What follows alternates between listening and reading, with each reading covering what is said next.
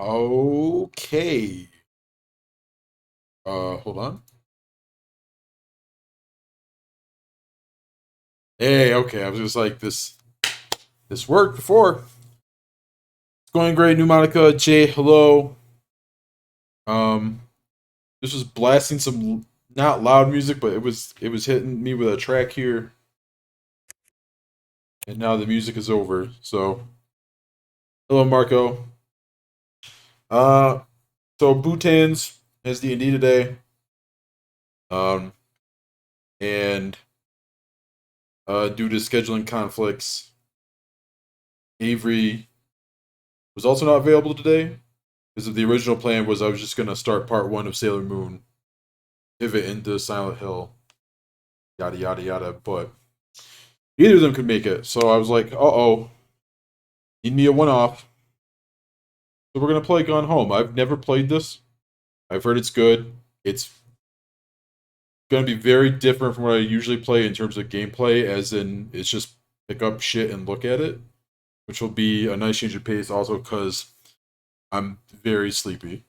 Uh, I mean, I don't feel sleepy, but I know somewhere in my depths I am because I did not get up to like. Yeah, it's a point and click adventure game. Although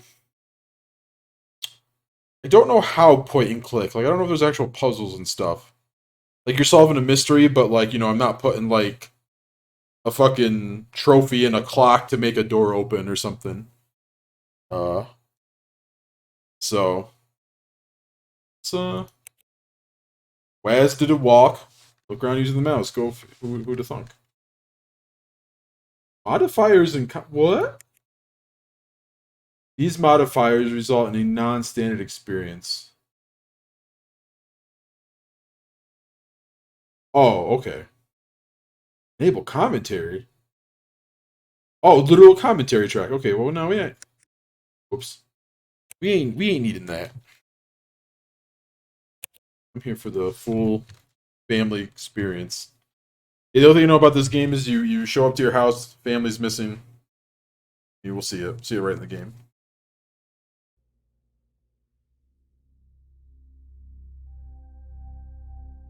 So I just saw encoding overload on my OBS, but Hi, Mom. So I got my ticket home from Europe. shit, that's I loud. get back on June 6th, but it's a really late flight because that was the cheapest, so it gets in at midnight. But don't worry, I'll get a shuttle from the airport so you don't have to pick me up.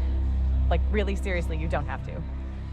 Okay, so love you. See you soon. Bye. Sorry if this lady busted your ears. The music did not even hit yellow. It's been buffering a bit. All right, maybe when I get the chance, I could maybe. Oh God, lady is not particularly loud. Okay.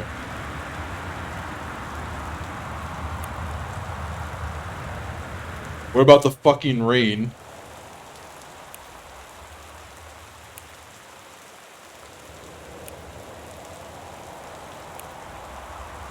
All right, maybe that will help. Oh, there's controls. Besides C control. All right, cool. If y'all are vibing, I need to turn down my personal volume though, because in my ears it's very loud, and I will fucking start yelling. Review journals, check map. I mean, I can check this back later. The mouse sensitivity is crazy. Hold on, I gotta see if I can turn that down a little bit. Oh, that's not what I wanted. Okay.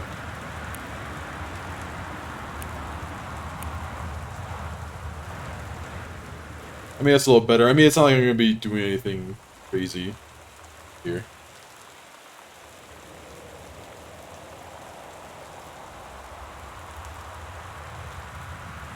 You're on a longer delay? Uh.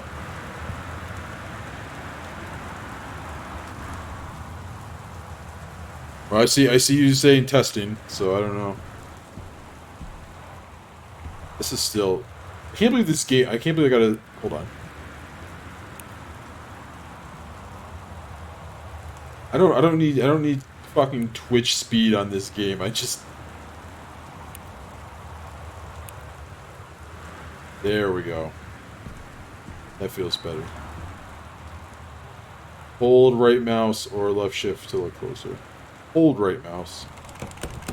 Locked.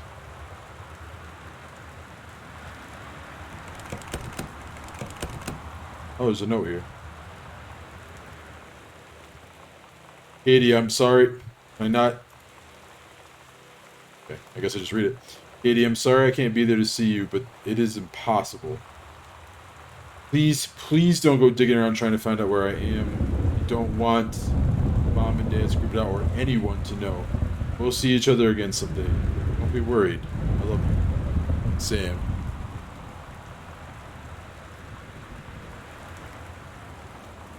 Okay. Ugh. I'm not a keyboard player. There we go. Grab Christmas duck. Press right mouse or left shift to examine. Oh, okay. Oh, right mouse. Wait a minute, left. This bastard was $5.99.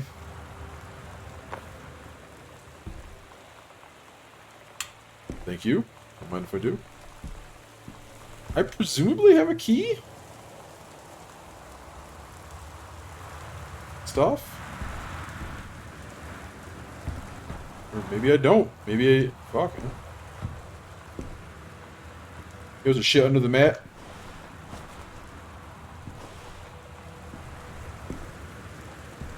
Oh, there's the fucking key. It's too dark to see. Press 1 or I.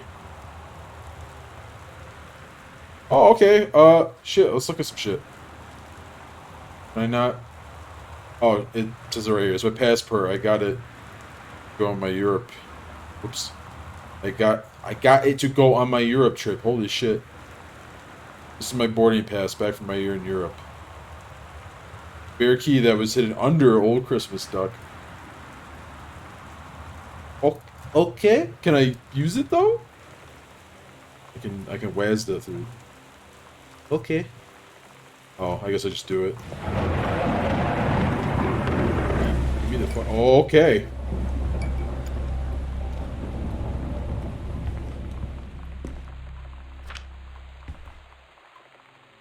There we go. Wellspring movers.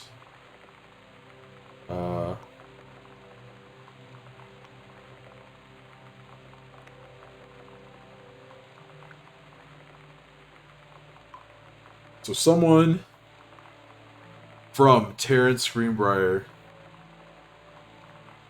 Destination Terrence Greenbrier, 1 Arbor Hill.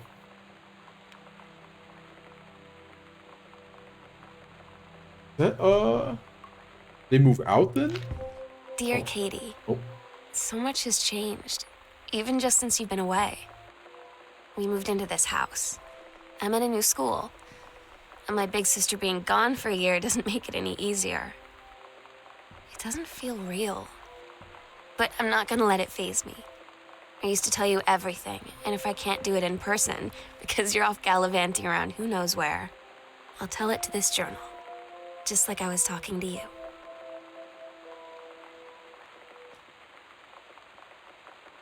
This is the end of that. At the new house, add to beggar. Okay. In my understanding, did she, does it sounds like she went on a trip and then they moved and so she just went back to, huh. We just towels up in the air. Oh yeah, we got this thing to look at. It's the Author magazine from Stephen King. Okay. We've got some soft plus here. Oh, a baby. It's a baby. Shit. Grab cleansing powder? Max. Okay, I meant to. Quick fix. I think this is all superfluous. I'm gonna flush the toilet. Toilet's flushed. Any dookie in there is gone. I'm surprised I can't turn you on? Turn on faucet. Oh. There we go. This is all...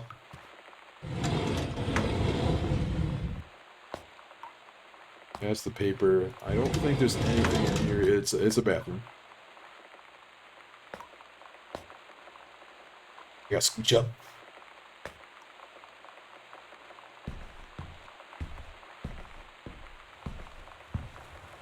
Shoebox.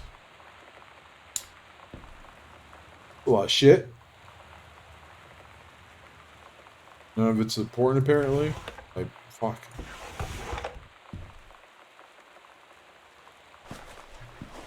Oh, that's right. I can zoom in with the...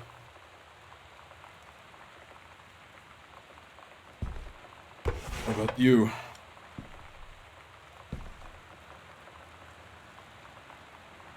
I can barely read that. The directions to work from new. Okay, directions from work to work from new home. Left on Crabtree, right on Bullhorn. Exit on 47 in, right into 202E. Entrance on right. Travel time 1 hour 10 minutes.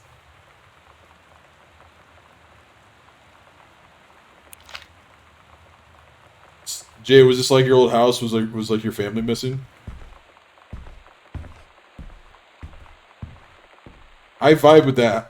How do I get to work thing? That's how it was going for me in the beginning. Read itinerary.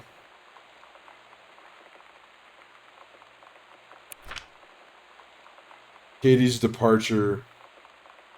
What the fuck? A lot of lines. I don't. Flight 881 210 to Amsterdam. I want to check something. Okay, I'm Caitlin. I can't remember character names for a moment there. So that's where I was going. I guess my world tour of Europe.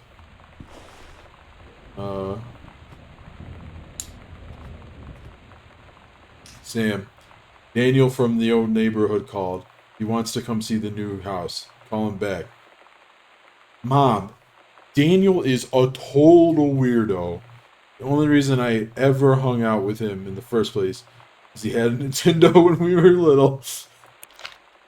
Struggle. Alright.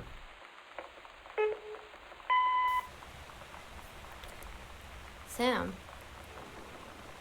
Sam. Hello. Sam.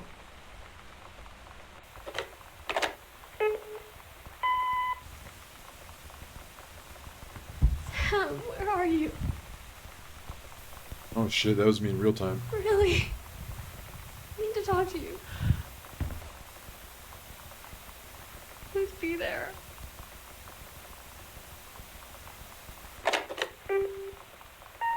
Okay, that was... Hi, Mom. So I got my ticket home from Europe. I get back on June 6th, but it's a really late flight because that was the cheapest, so it gets in at midnight. But don't worry, I'll get a shuttle from the airport so you don't have to pick me up. Like, really seriously, you don't have to. Okay, so, love you. See you soon. Bye.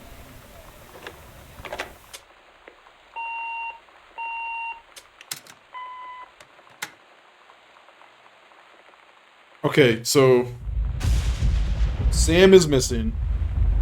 Doesn't want anyone to know where they are. Mom and Dad are also missing, from the sounds of it. And we called with some urgency, but no one was there. That's call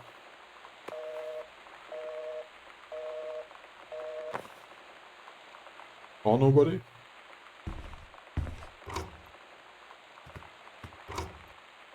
Nothing.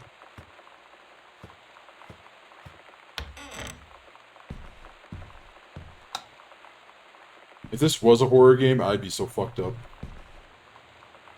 Press 2 or M to check your location in the house. Okay. Okay. Maybe it is a horror game. I don't know. I just never heard anyone call it such. Maybe I'll get my shit fucked up. Oscar Doc Masson. Oscar Masson, 60, of Boone County, died peacefully last month in his home. Mr. Masson was born on September 8th, 1933, in the house that would be his home for the rest of his life. He attained his degree in pharmacy at a young age and returned to Boone County to practice. He quickly became a well-loved figure at the center of the community. In the decades preceding his passing, he was seldom seen outside his home. The service will be held this Sunday, the First Methodist Church, at 1 p.m. All are welcome. His survivors include his nephew Terrence Greenbrier, as well as in spirit the people of Boone County, to whom he provided wellness and comfort.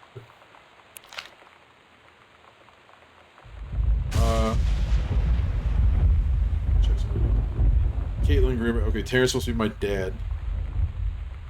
Did we have a...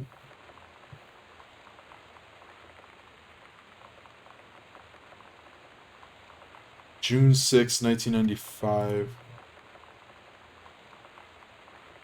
I hear voices as well.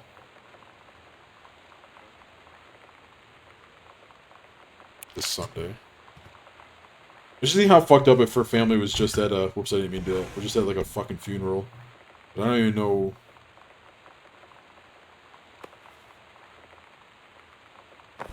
Sure what day it is or anything.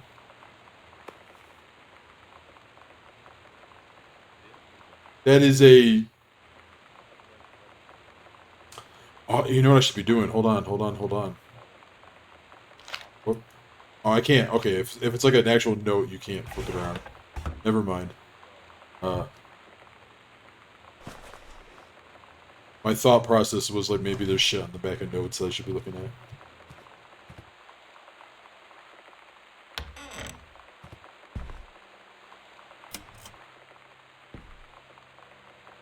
Welcome, new student. We hope that you are as excited about your first day at Goodfellow High School as we are. Please be sure to bring the following with you on your first day of classes, so that you can get right into the swing of things. One sturdy folder with pockets for each of your 6 class periods, one lined notebook per period, or one large notebook with 6 divided sections, at least 6 pens, blue or black ink, and 6 pencils, one box of colored pencils, a standard combination lock for your assigned locker, nutritious lunch or $2.54 lunch provided by the school cafeteria, a positive attitude. Please remember to get plenty of sleep the night before and be ready for the first bell ring at 8 a.m. See you soon, and again, welcome, Principal Beth Alex. Oh my god. You are so lucky you finished high school before we moved into this house. So, it's the first day of school, and there I am, introducing myself to the class. And I say that I just moved into the house on Arbor Hill. All of a sudden, every kid in the room turns and just stares like I suddenly transformed into a mutant. I just stood there, wishing pretty hard for a rewind button. Because now maybe nobody knows my name, but they all know who I am. The Psycho House girl. Great. Psycho House girl. I'm a little sus now about this. Maybe not just about this being a horror game. Hey, are you... Severe weather warning I hear in the background. Hey, are you the new girl, Sam? I'm Tommy. I'm at the back behind you. Wave if you get this and right back. Hi, Tommy. Yes, I'm Samantha, and yes, I'm new. What's up? I just thought since you were new, maybe you could use a friend. I don't have a lot of friends either, so I thought I'd ask something if you don't mind. Do you mind? Circles, no, I don't mind. What did you want to ask? Was it just your uncle who went psycho? Or does it run in the family? Wow. Wow.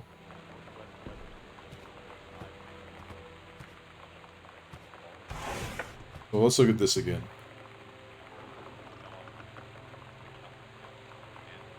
His nephew died peacefully last month in his home. So my man here,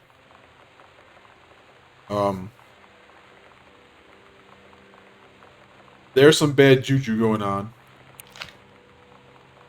And everyone knows, except me, because I decided to go global hopping while my family moved. Or maybe or the other way around.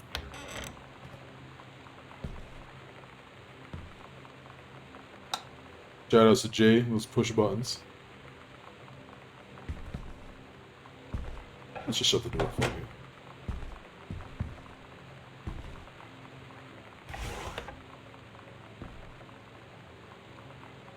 Oh, it's a notepad. I'm like, I can't get that? Well, I guess it's nothing. Grab highlighters, examine paper. Thank you for the host. Ace's Highest, aka Yef. Pioneer CLD D703 combination laserdisc compact disc player, MSRP 999. Oh yeah, in case you guys didn't catch it, maybe you did, maybe you didn't, but June 6, 1995. So we're dealing with fucking laser discs as the new hot shit.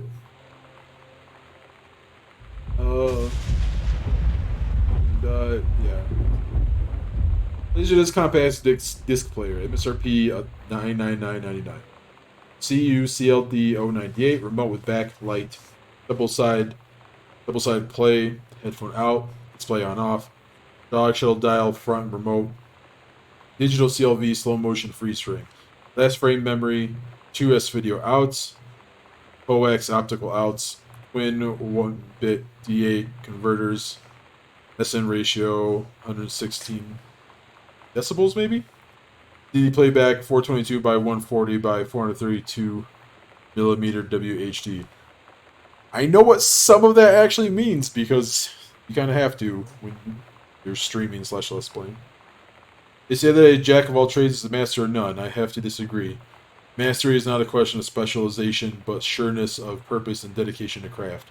If you happen to be in the market for a combination LD-CD player, you'll be glad to know that Pioneer seems to share this particular...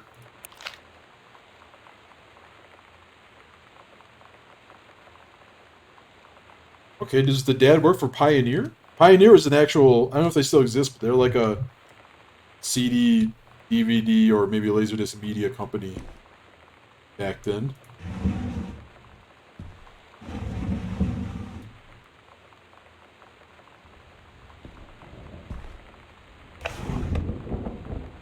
Three-ring binder.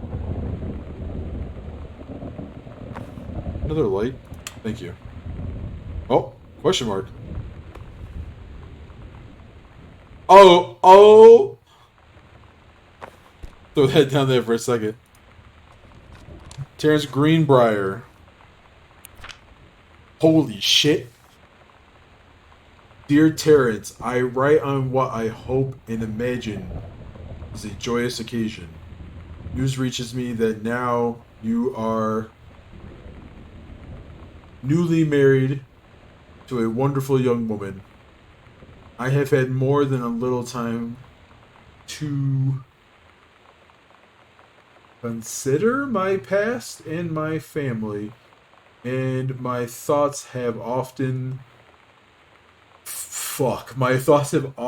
lingered on your development and welfare in the 10 years since. Thank you, Thunder. In the 10 years since we last met, your marriage gives me much reassurance in this regard.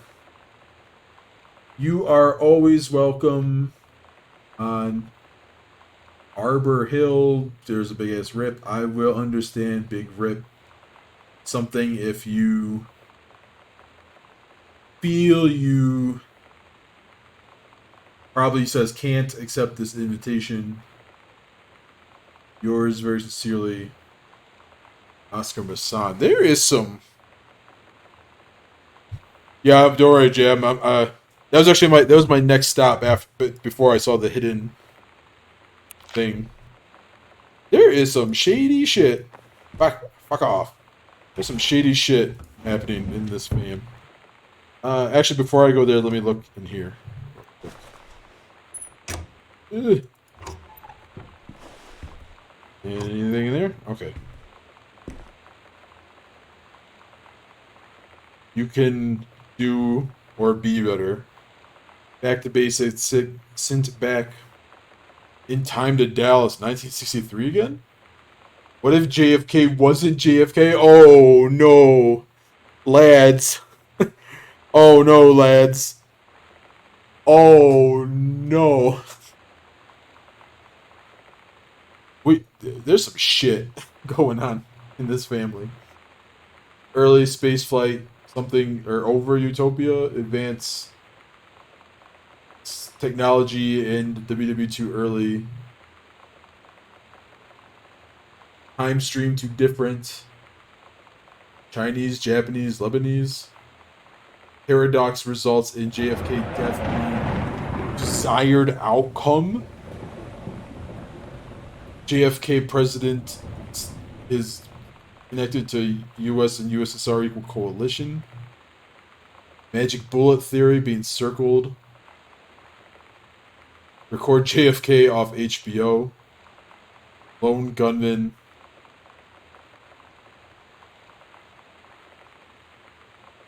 X-Files. And then something I can't quite read with. And here's what disturbs me the most. That last part, as you can see, says Sam.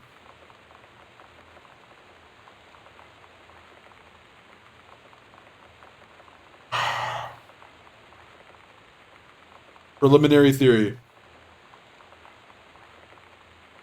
Psychosis does run in the family. I don't know about the mother.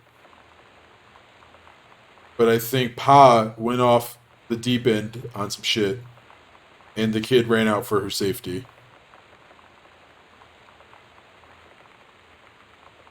Oh, check with Sam, thank you. That doesn't disprove my preliminary theory. That still could have been what happened, but that feels less sinister now at least. Did you, Marco? Did you see how fucking big they are? Everyone knew me said, conspiracy theories. I got some. Angels and aliens are riding asteroids and abducting crop circles. Time-saving devices are a scam, and you won't believe who's getting the time you're saving. Someone on the Supreme Court is a woman, and it's not the one you think. Kind of got me there with abducting crop circles. State of emergency in Dallas cancels motorcade. Intercept LHO and USSR. LHO killed in Marines. Why not disrupt something of minutes before LHO can fire? Yeah, basically proto DVDs. There's a lot. If you look up on YouTube, there's a lot of cool failed media types from like the 90s and stuff. It's really her combination. I don't have one yet. Okay, she just doesn't care about any of those files. Yeah.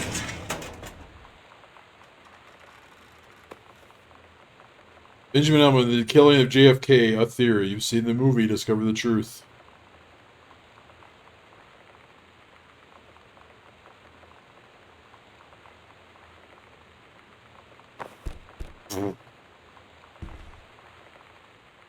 Oh, hello. John Russell opened his eyes and saw them, the stars, twinkling as if he were lying on the grass. His family's yard in Massachusetts, even though that place was a million miles away.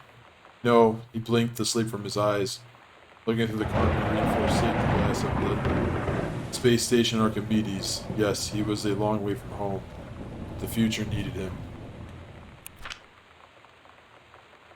John Russell's head swam. He felt incredibly drunk. Despite not having touched a drop in hours, he vomited onto his feet. His bare feet.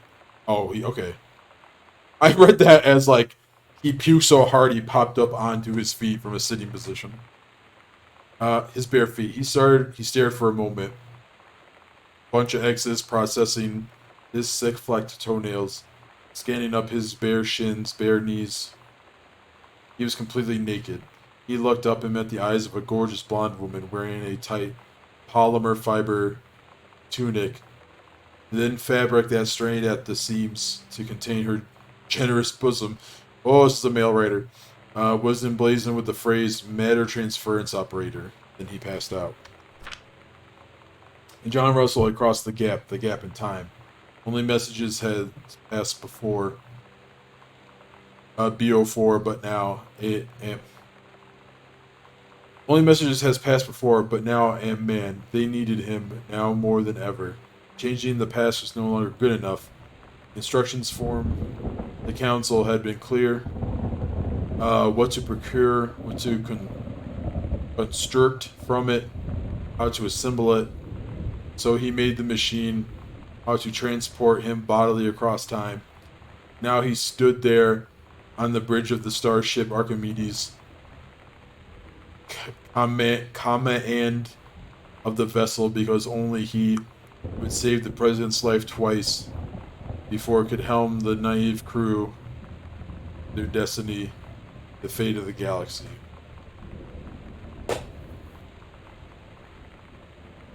Twist on the theory. It's still possible that psychosis ran in the family. But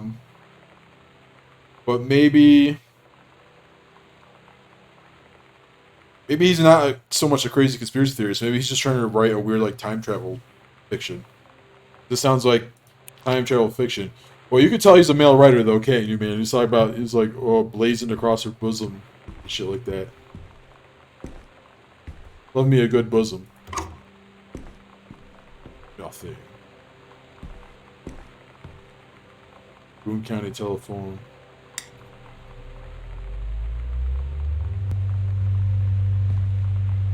I'll cool down a little. I know there's more stuff here. Let me just... Oh, hello. Electrical inspection form for Terrence on Arbor Hill. Does the entire electrical system need local codes? Yes. Are there any deficiencies which need correcting? Unclear. If yes, describe in detail. Wiring in house is technically up to safety and amperage requirements. However, multiple layers of wiring have been added into structure over the last 100 years. System is frequently unpredictable. Lights blink out for no clear reason. Pressure on floorboards and door frames disrupt circuits wired directly beneath the surface. Properly reworking the electrical system would be highly destructive to the walls, floor, and fixtures of the structure. After discussion with Mr. Greenbrier, since there are no current safety concerns, issues will not be addressed. Black Hat, electrical license number, which I doubt is the code, but Junior.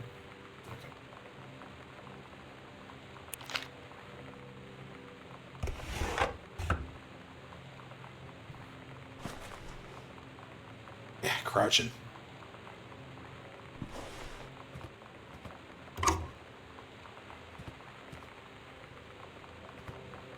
Quite a bit of stuff in this room to see. That's where I came in. All the shit I just left on the fucking floor. That's where I got the...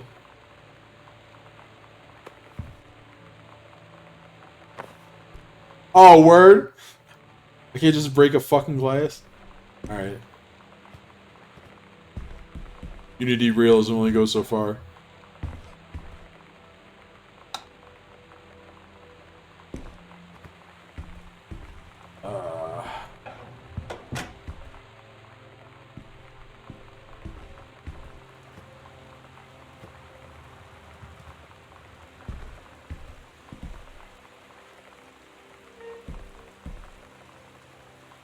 What was noise?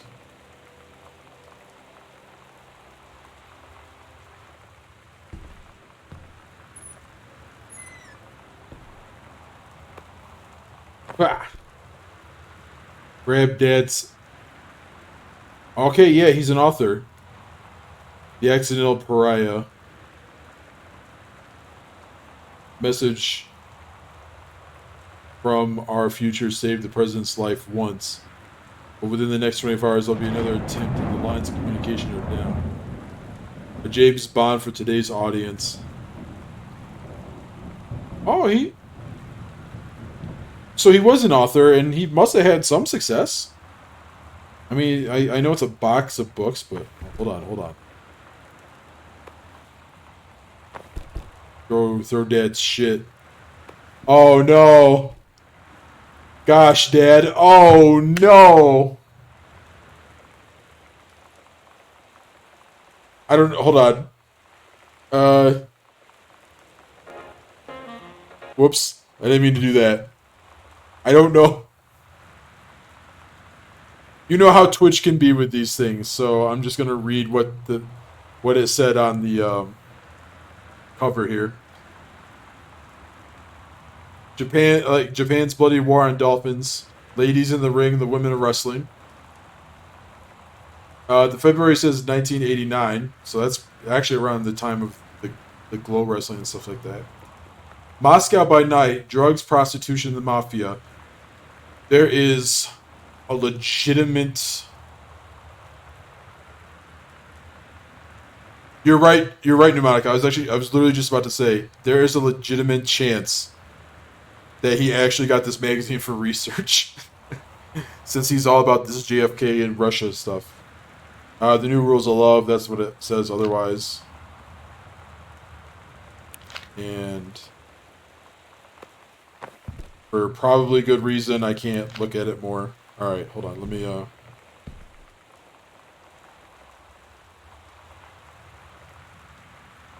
Alright, I'll give it a second to pop back up. I panicked. I realized, even though she wasn't showing anything, I realized, like, which terms of service, and I was like, ugh!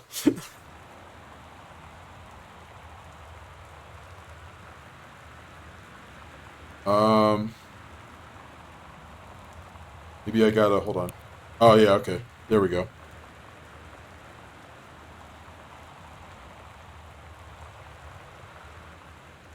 It's definitely not to the level it was back in the day, but yeah, Playboy just has articles about stuff. Like, again, probably not anything as important as like Fahrenheit and stuff like that, but like video game reviews and shit.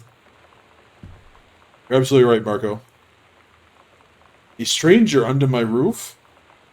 The #1 best-selling advice book for parents of teens. Uh-oh.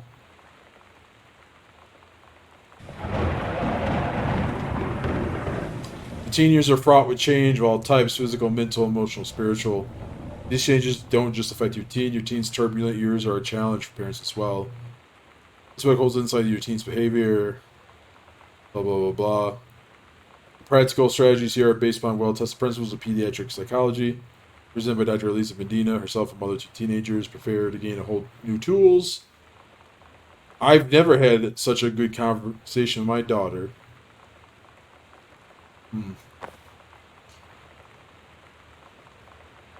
I wonder if all that stuff we've seen is a red herring. Maybe they just had a bad falling out. Oh! Oh!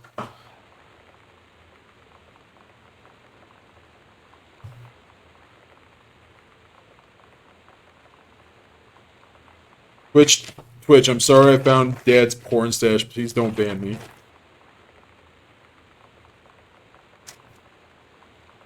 It was an honest mistake. Guys, sorry, I gotta pass through all my D&D notes to write down this code.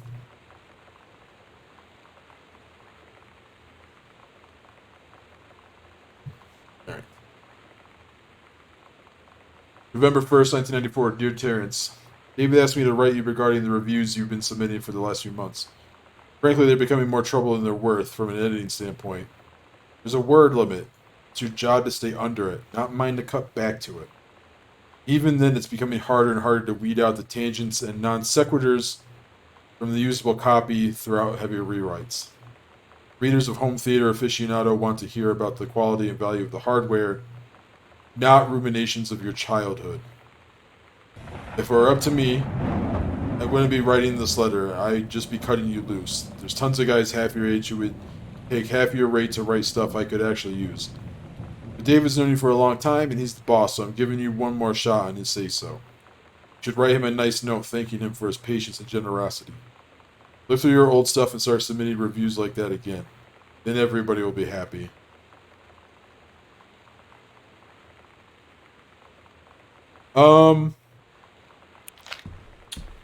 So if my earlier thought is true about him working for Pioneer... Oh, wait, hold... Yeah, Home Theater. Oh, okay. No, he wasn't working for Pioneer. He was working for these guys. He was reviewing a Pioneer product. Hey,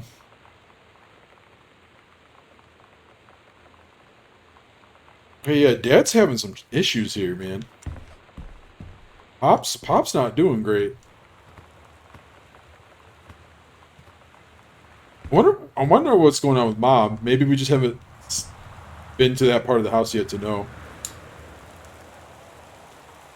True stories. I was a teenage drag queen. I hope I don't read anything bad after this. Fresh. Readers tell us about their worst moments. 90210. Does anybody still care? The Male Gaze. How to Subvert It. Sarah Holst. Not gathering moss. Fresh.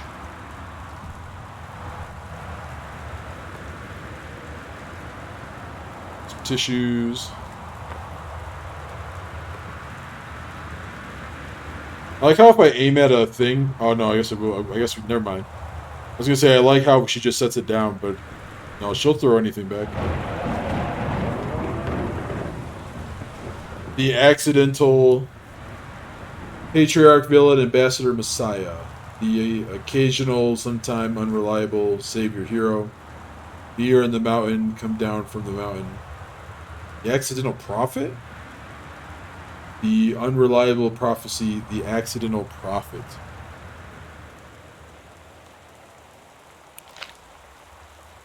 Dad. What is going on, my mans?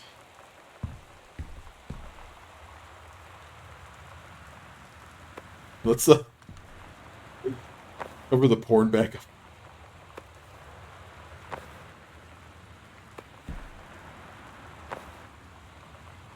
Still, you know.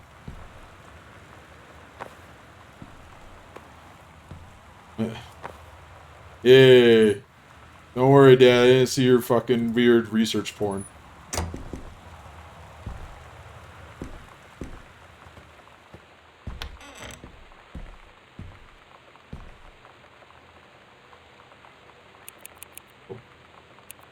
Zero,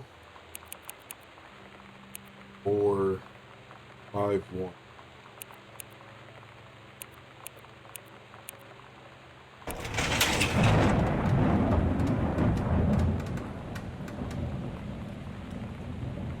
Yeah, pretty much. Public and Wise, attorneys at law, 21 Front Street, Boone County. Dear Mr. Masson, please find enclosed the original document and a typed copy for your records. The notarized copy has been filed at our offices. Thank you for entrusting our firm with this important matter. Sincerely, Jeffrey Wise, Public and Wise, attorney at law. The Will and Testament. I, Oscar Masson, possessing full competence of mind and memory, and after full survey of valued items to my name, do by here declare this document my last will and testament. The following shall hold true upon my passing. 1. I declare that I am a lifelong resident of Boone County, that I am unmarried and have no children. 2. I declare that I have no outstanding debts to my name, to any creditors, living or dead. 3. Do hereby bequeath every item of value of which I may die possessed, including the dwelling and surrounding acres located at Arbor Hill, as well as any and all personal property and moneyed accounts to my nephew, Terrence L. Greenbrier, Jr. of Ellis County. In the event that said Terrence L. Greenbrier, Jr. should predecease me, then and in such event, bequest to him shall fall, and the same is bequeathed to to his children as ordered by age, competence as stewards of the estate. I subscribe my name to this will this 13th day of August, 1973. Signed, Oscar Masson.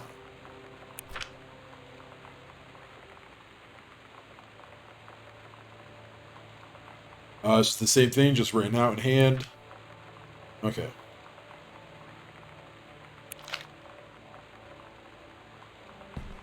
Okay, so they got this house at all because he inherited it.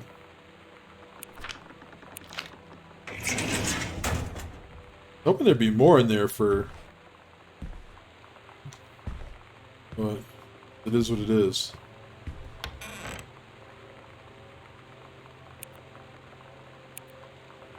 That was the library and Dad's office.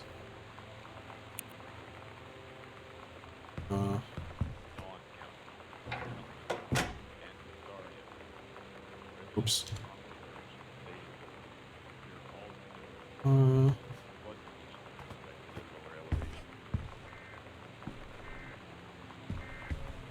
Yeah, it ain't spooky, huh? Still the... If I move in... Okay, TV room.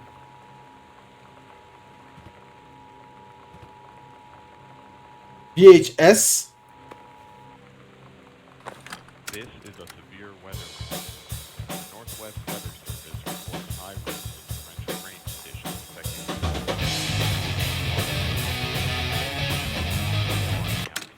Oh, I just wanted to pause it. and Wistaria County.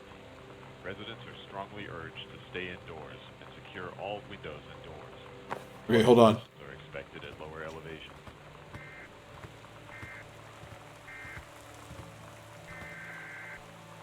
Your weather warning. I want to turn that off so I can...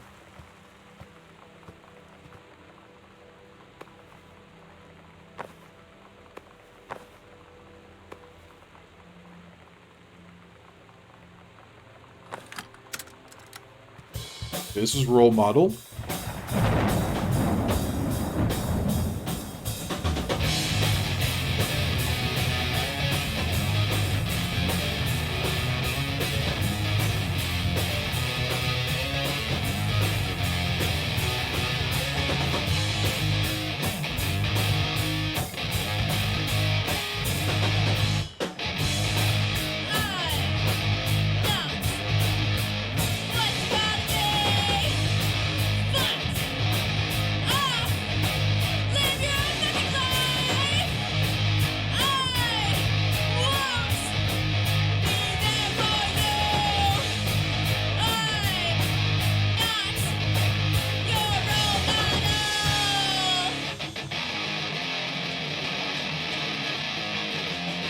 Walk.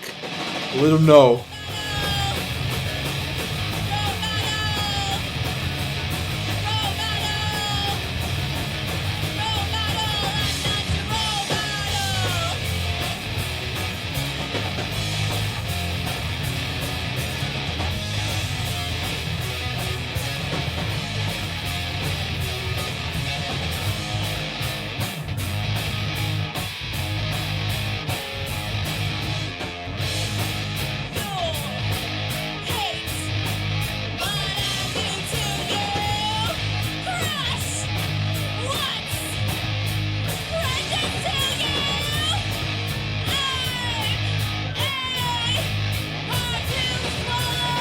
Love rocking out.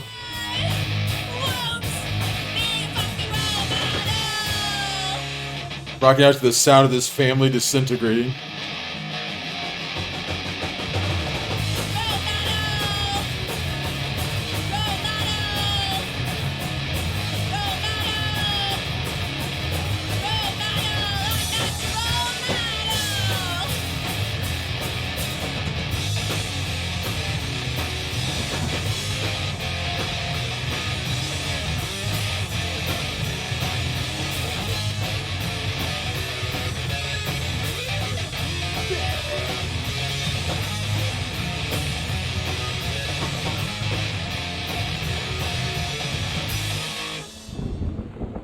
Damn.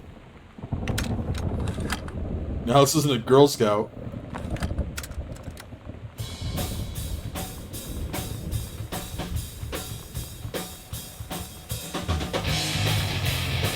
Wait, what? No. Hold on. I can't. I want to listen to. Why?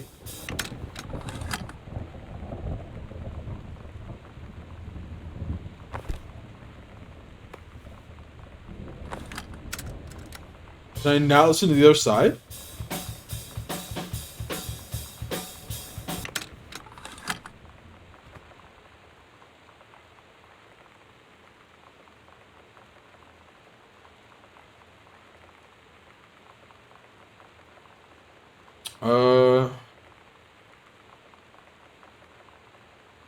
I feel like I should be able to listen to this, right? Oh, you know what? Hold on. We do that. No, I still get. How mysterious. Yeah, there's like side A and side B, and so like ideally, if I don't know, no matter what I do, it keeps wanting to play role model. Never know what Girl Scout is. Terry! Hey man, how have you been? I know you're a published author and everything now, but my editor at Hi-Fi Aficionado has too much review work to go around and he's looking for another freelancer. Naturally, I thought of you. You were saying in your last letter how much of a pain it's been trying to find a publisher for your latest work of literature and writing. Stereo Reviews is dead simple. Sit at home with a glass of scotch, listen to some records, and write up how it sounds. And then get paid. I've included some issues of the mag to use as examples if you're interested. Send some samples, if you're interested, send some samples to my editor, and tell him your old colleague, Chum Mike, sent you. Here's the address. David Waring, Reviews Editor, Hi-Fi Aficionado. Do it. Mike. Get me the job?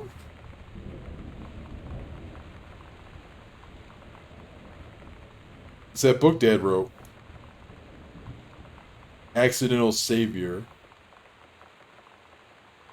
November 21st, 1963. John Russell knows that the president's life hangs at the balance. Wouldn't believe him. Not just another James Bond. High-class political thriller. It's funny because the review for the other one said, like, the next James Bond.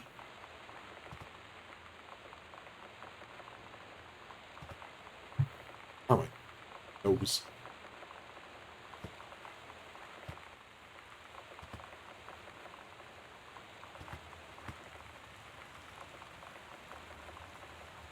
Top Gun.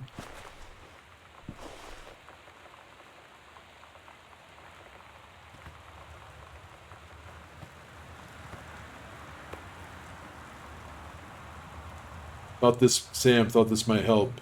Dad. Aw.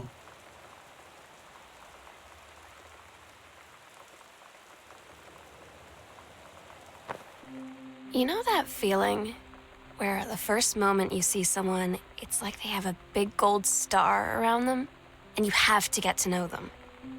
Well, there's this girl. I think she's a senior. She's usually dressed kind of punk, but sometimes I see her in this, like, army uniform, and she's always drawing in this notebook, looking so intense. I had no idea how I would ever, like, have an excuse to talk to her. Till I noticed she and her friends hang out and play Street Fighter at the 7-Eleven every day after school.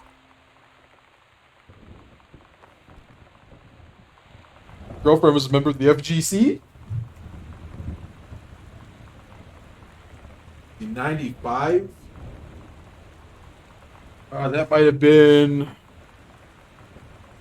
That might have been Super Turbo. Alright, I definitely... Oh, God. You shit on my phone. Damn it.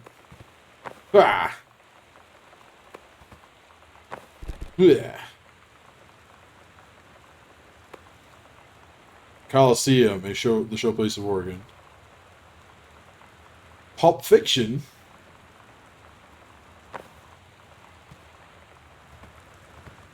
Pulp Fiction.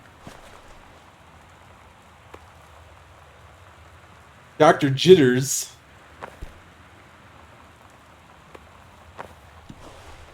A pillow fort of some kind. Highlighter.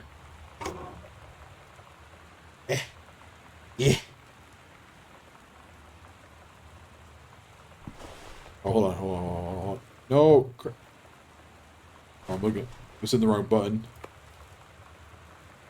Bratmobile.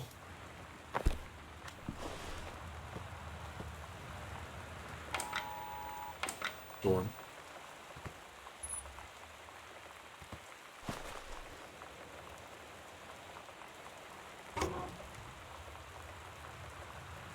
Army crawl to find your family.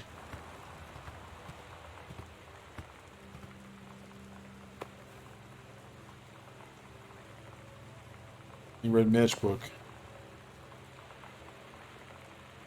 Handles. Wood. Ah, fuck. Hi, Terry. Enclosed, please find a Pioneer CLD E703 unit with remote cables. We need half-page review for the October issue. So that gives you about 2 weeks to get us the copy for edit. Standard stuff like you gave us on the CLD D502.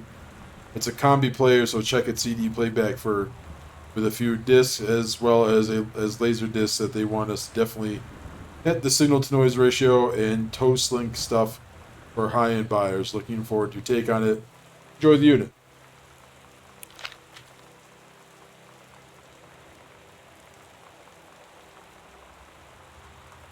Your new address. Okay. Pretty. Oh. Okay. That's the poltergeist thing.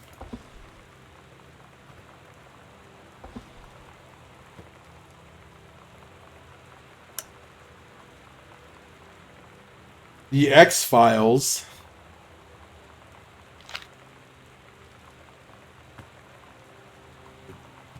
Dad was about that life, man. Poster.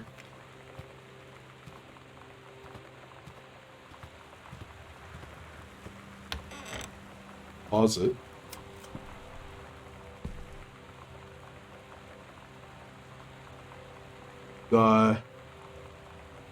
Heaven? At the edge of the world. Oh, she's like in grade 2. Samantha Greenbrier, grade 2 story. The Turtle People, part 1. Oh, shit. Captain Allegra looked off at the ocean. It went on forever. So it seemed. Someday she would find the edge and get to the paradise there. Then she heard a cannon fire. Boom! It was the black pirate ship. She yelled, I thought we lost them at Horse Island. Ugh. Oh, excuse me. She yelled, I thought we lost them at Horse Island? The first mate said, looks like you thought too soon. The black ship came up along the side. Captain Black himself came out on the deck of the black ship. He yelled to Captain Allegra, Y'are never gonna find the edge. There are no paradise. And your father were a liar. Captain Allegra yelled back, why do you keep following us, you imbecile? The first mate yelled out, we'll stop you, Captain Black. We'll find the edge of the world, and you'll see her father was no liar. Battle kept going until Captain Allegra's ship got away. Now west, she said. The ship sailed towards the sunset. 10 out of 10, way better story than her dad. Way better story. Did lack bosoms, but way better story. Okay. I'm going to take a few minutes to go to the bathroom and get some water, because I'm doing a shit ton of reading. And it's drying me up. So, be one moment. I'll see you guys in a couple minutes.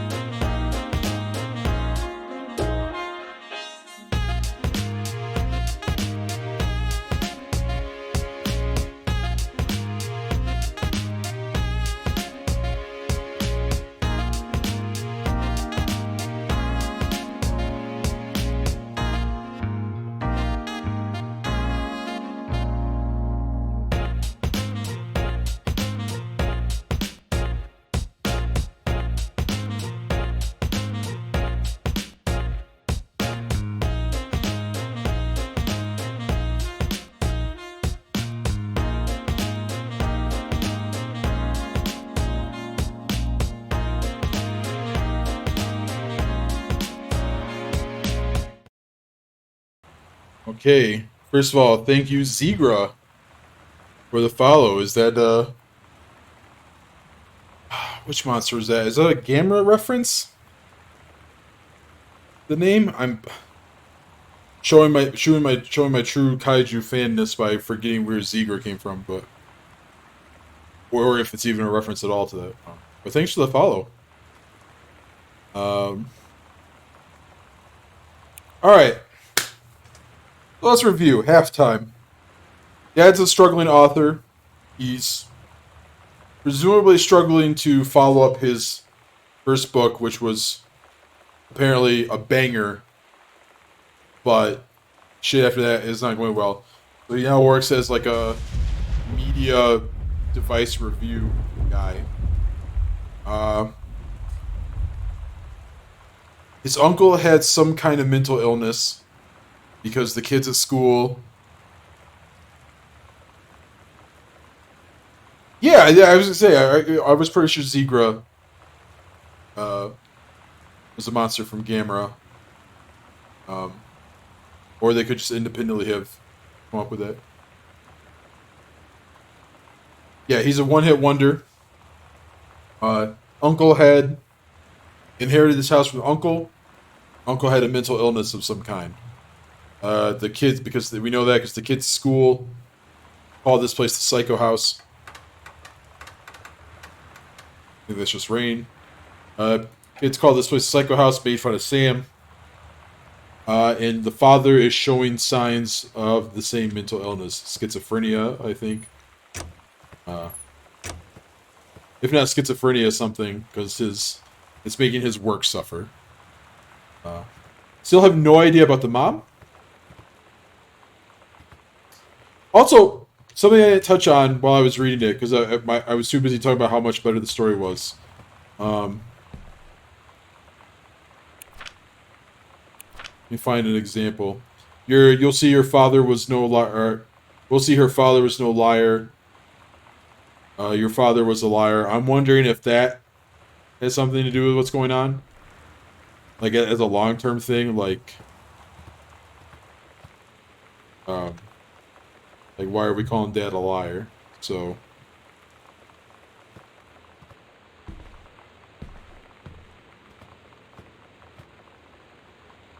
grab a bunch of coupons.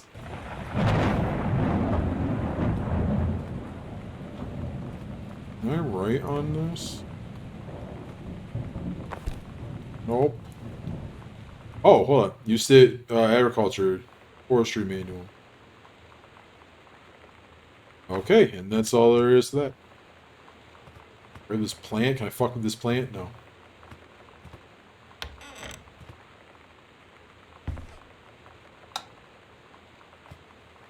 Where are we now? Music room. Lovely. Yes, that's right. Sam's into a girl that she met. Seems really cool. I approve as a surrogate father that she's never met in her life because she's a fictional character. But I approve because clearly this girl has good taste in video games and is a member of the fighting game community. They're playing Street Fighter, one of the versions. The fact that they're playing Street Fighter, that's the important detail to take away from here, nothing else.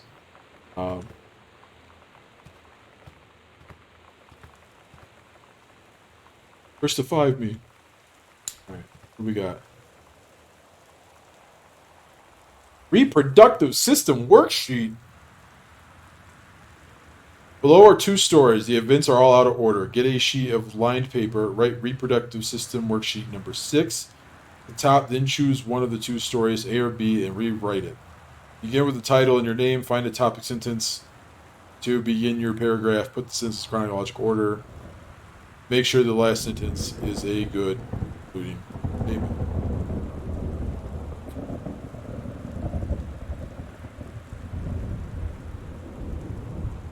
First line of B. I am produced in the testicles.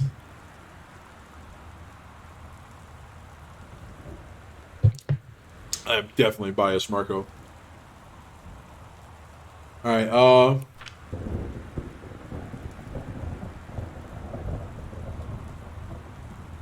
Oh, she wrote fiction. She wrote. Oh, okay, hold on. Okay, so she's supposed to rewrite all this shit about sperm and eggs. Wait, hold on. I'm wondering if she's like actually doing the assignment, but in a creative way. I am produced by the testicles. The Minstrel Cycle, a novella. The early morning of September 1st, 1939. Essa Glatz, I think that's what it says, stares out the window of the train as it travels from Vienna back to her home village of Wileman, Poland.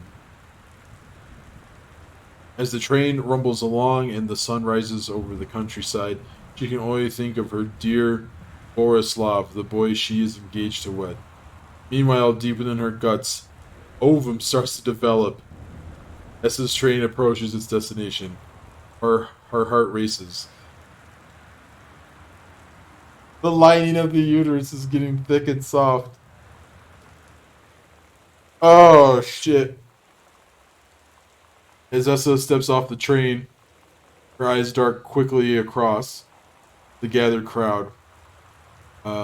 Then there, her dear Boris, still in his baker's smock. He must have dropped his early morning duties at his father's shop to come meet her. Her heart skips a beat. The overruler, fuck. Whew, hold on. I got this. We can dramatic read this.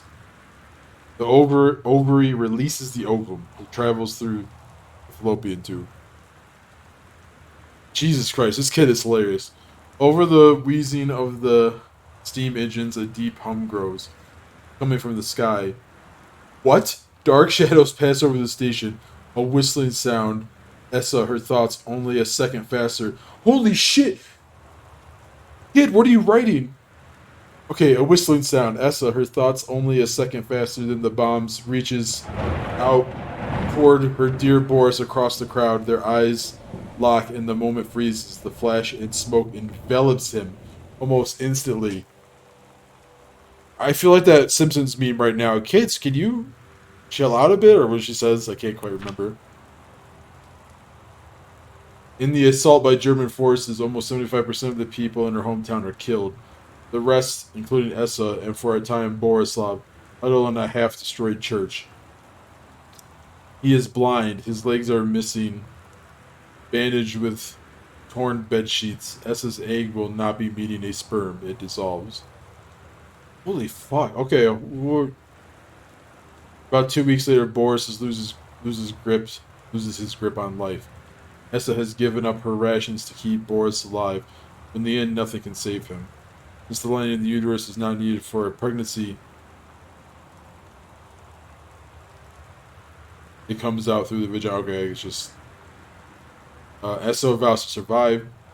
She sets off to join the Polish resistance as a daring spy and saboteur. Another ovum starts to develop in one of the ovaries, and the process begins again. It's incredible how the female body knows how to prepare for pregnancy. Okay, it was kind of funny in the end. What's going on, Zero? Thanks for the follow. We're doing a one-off stream because my co-hosts can't make it. So, and we're learning about the reproductive system. Clearly, the teacher did not like the fucking World War II drama because, see me after class. Textbook, world history. So there's some interesting parallels. She does like writing like her dad. She like history like her dad.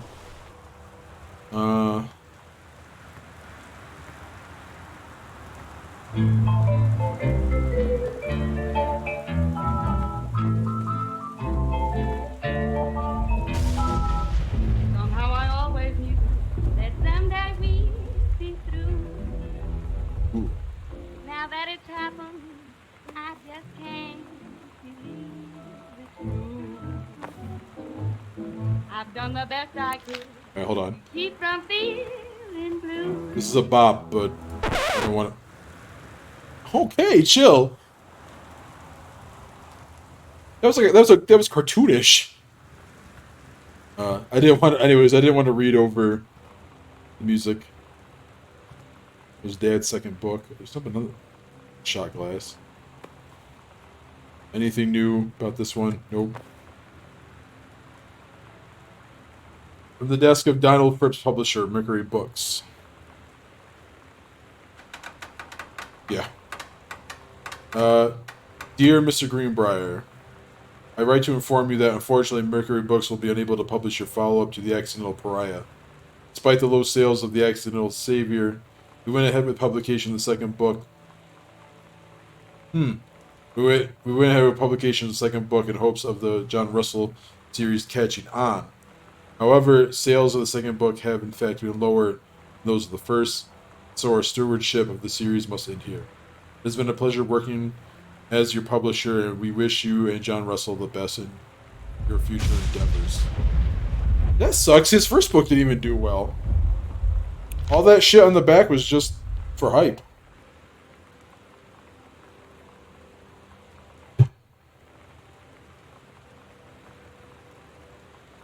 And I'm wondering if Dad had a drinking problem too, but you can't just say that from just having a bar in your home.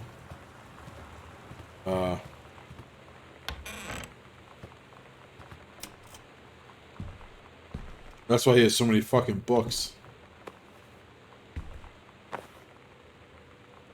Samantha, please give this to your mother. Janice, thank you for having Danny over to your new home. Danny or Sammy? Danny over to your new home. Oh, okay, yes, Danny. He has missed having his friend Samantha in the neighborhood very much. Danny asked if he could lend Samantha his Nintendo Street Fighting tape, and I gave my permission. He needs to spend less time with those games anyway. No hurry returning it. Let Samantha know that she is welcome back to our house to visit anytime. Sincerely, Merely Schutz.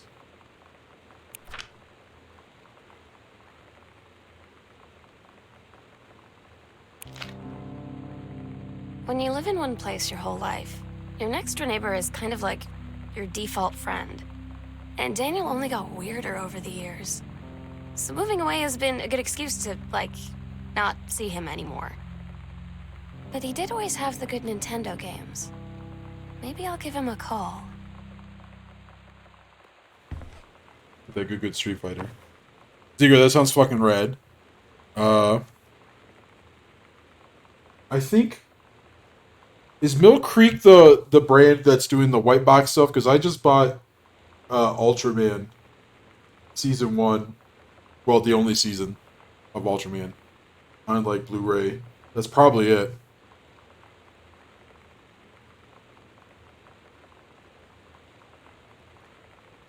Oh, shit, yeah.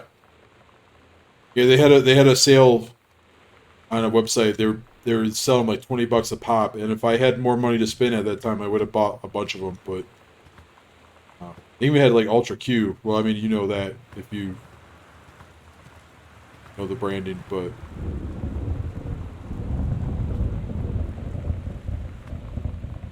yeah, it sounds rad as hell.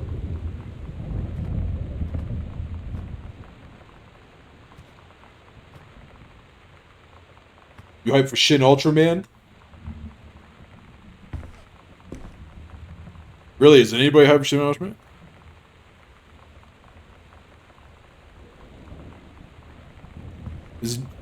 That's cool. I've never seen Ultra Q. I want to get on that. Katie, please tell Mom and Dad sorry about the stuff that's missing. Sam.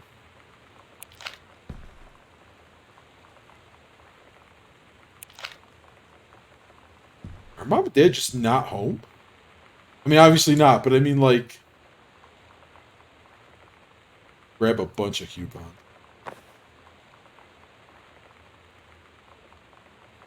Well, no one has Shin Ultraman yet, because...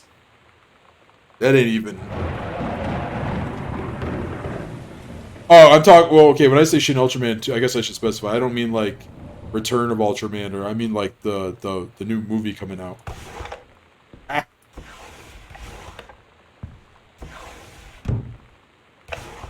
Which, For what little trailer they showed, looks pretty cool. Hi, Lonnie. Sorry, my eyes went immediately down that fucking Hadouken. Hi, Lonnie. If you wanted to come over to my house still this afternoon, that would be cool. I can drive. It's kind of far, but I can drive you home too, so hopefully that's fine. Right back and leave this in my locker if you still wanted to, and we can meet in the parking lot after 6. Samantha. Yeah, I'm totally in. See you there. Then I'm gonna kick your butt. Get ready. Sergei Hadouken. So you know what they say about the best laid plans of mice and men? Yeah, turns out it applies to Street Fighter too. At least I worked up the courage to walk into the 7-Eleven and ask for a turn, but all that practice at home did not exactly translate in the wild. So after I was finished getting my butt kicked, I followed them outside while they smoked. And that was when she asked me if I was that psycho house girl. But then she said she's always really wanted to see the psycho house. Her name is Lonnie. She's coming over tomorrow.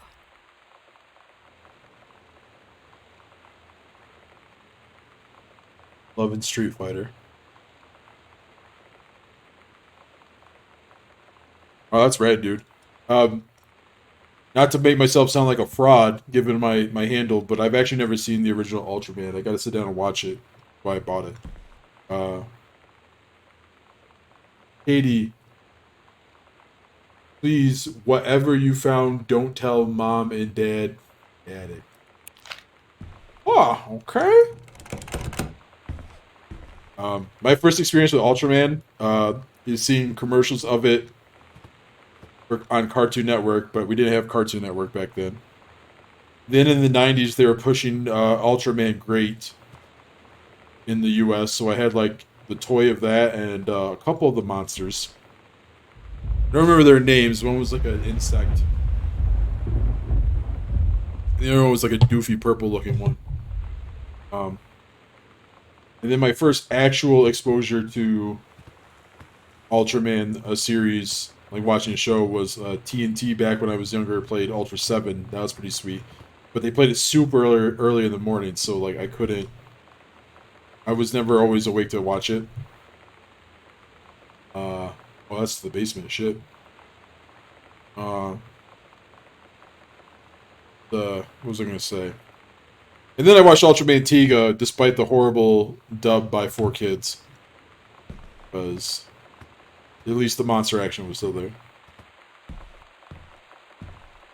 Internet told me this was a 2-hour game. Am I gonna fucking get this done in 2 hours?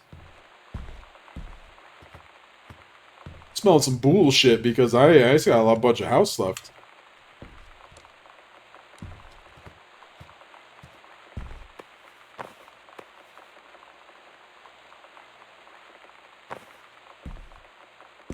What I get for trusting the internet, I guess.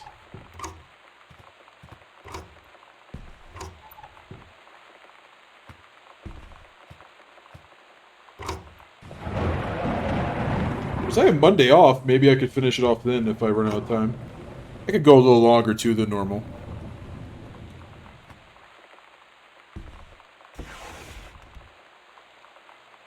Dear Jan, it's so good to hear from you again.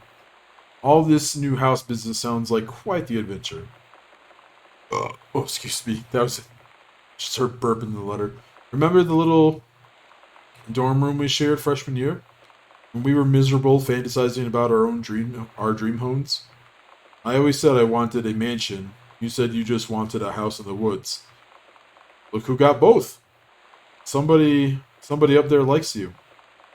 I could use some of that magic. Send me some lotto numbers. I'll play them. Seriously.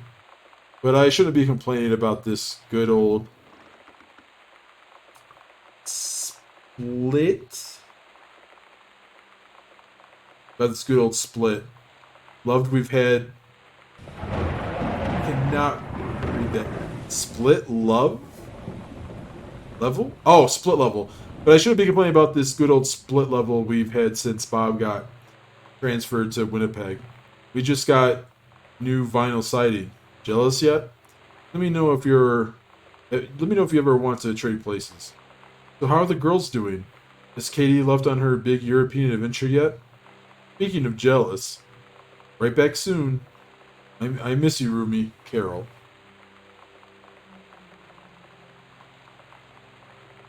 Yeah.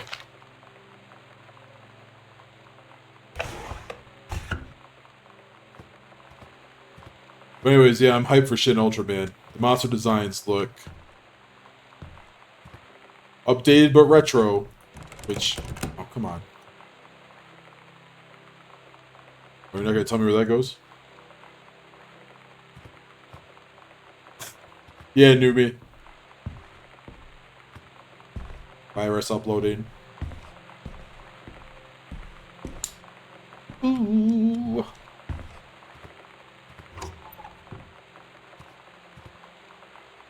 Controlled bird scheduled for Boone County. Plume smoke will rise above the northeastern region of Boone County over the better part of next week as part of a Forestry Service run controlled burn of overgrown sections of the Flintlock National Forest. Forestry crews have been preparing the area for months. The burn operation will take place between 8 a.m. and 5 p.m. on Monday, Tuesday, Wednesday, and possibly into Thursday, depending on the speed of progress, according to the Forestry Service. In addition to removing dead and overgrown vegetation that can lead to wildfires in drier months, the operation will serve as a valuable training tool for the forestry fighting personnel involved, said senior conservationist Janice Greenbrier. Smoke will likely linger in the area through the following weekend.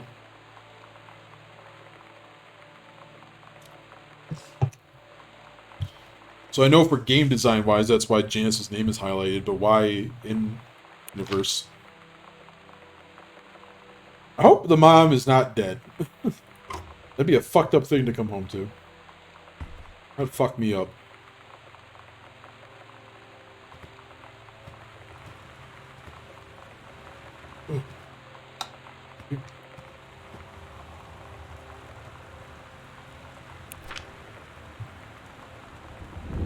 Monday, couples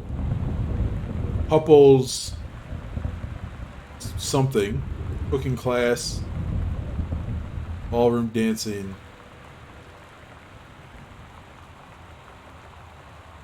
Is it couples brewing?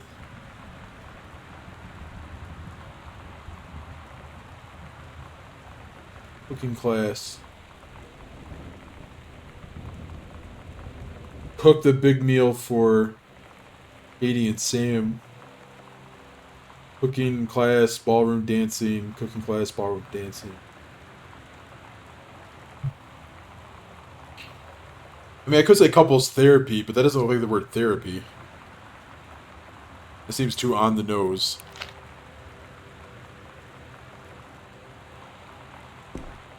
I wish they had the Silent Hill thing where, like, they gave you plain text to read as well if you needed it. But what are you gonna do?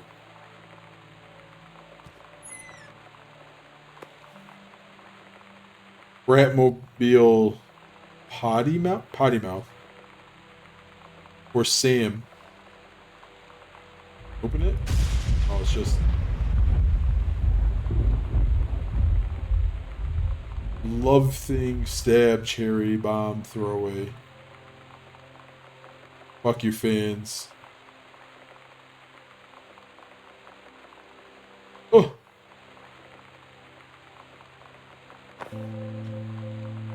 It's weird hanging out with girls.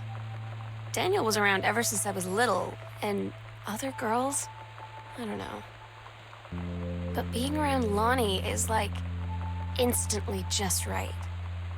I gave her the grand Psycho House tour and took my revenge on Super Nintendo. And it was like, I don't know, I finally found someone I feel normal around. I drove her home and she gave me this tape and said, "You have got to listen to this."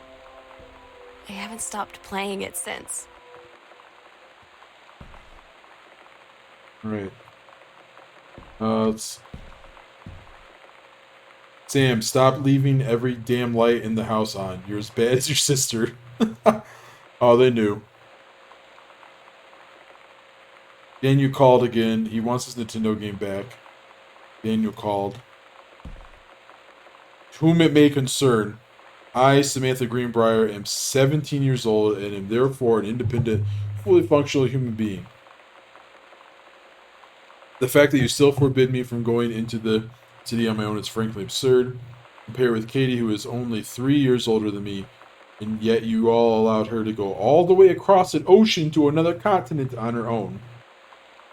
Just want to spend an evening in a normal, totally safe city on my own, like a human being. Since you may also remember that I have my own car now, you can't really stop me. Warmest regards, your daughter Samantha. Shit!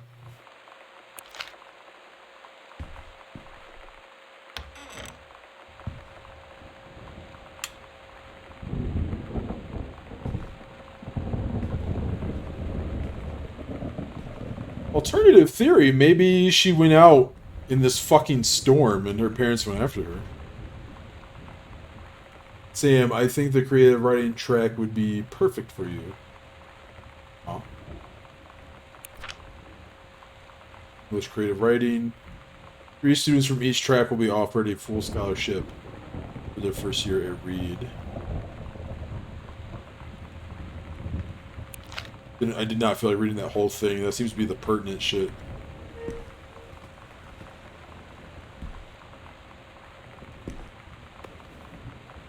This fits. Books, thank you.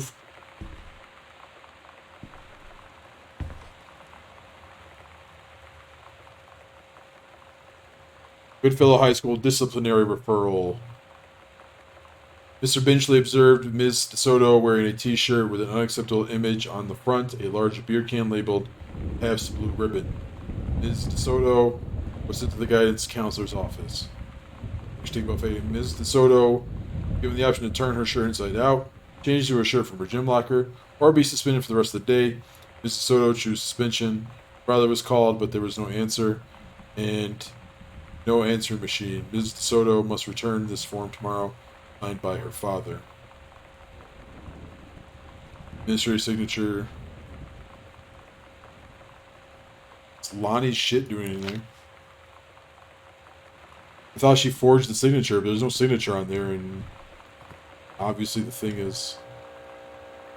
Chun-Li moves! Oh, were you trying to main Chun? Respect for trying to main a charge character. Oh, fuck. Adventurous the cat.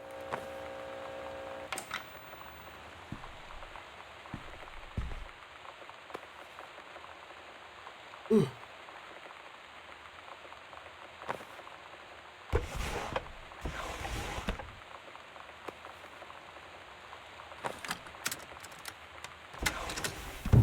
We're so cool, yeah, yeah. Yeah, we're so cool. We're so cool, yeah, yeah. Fuck you too. Cool, come on. Get it, girls.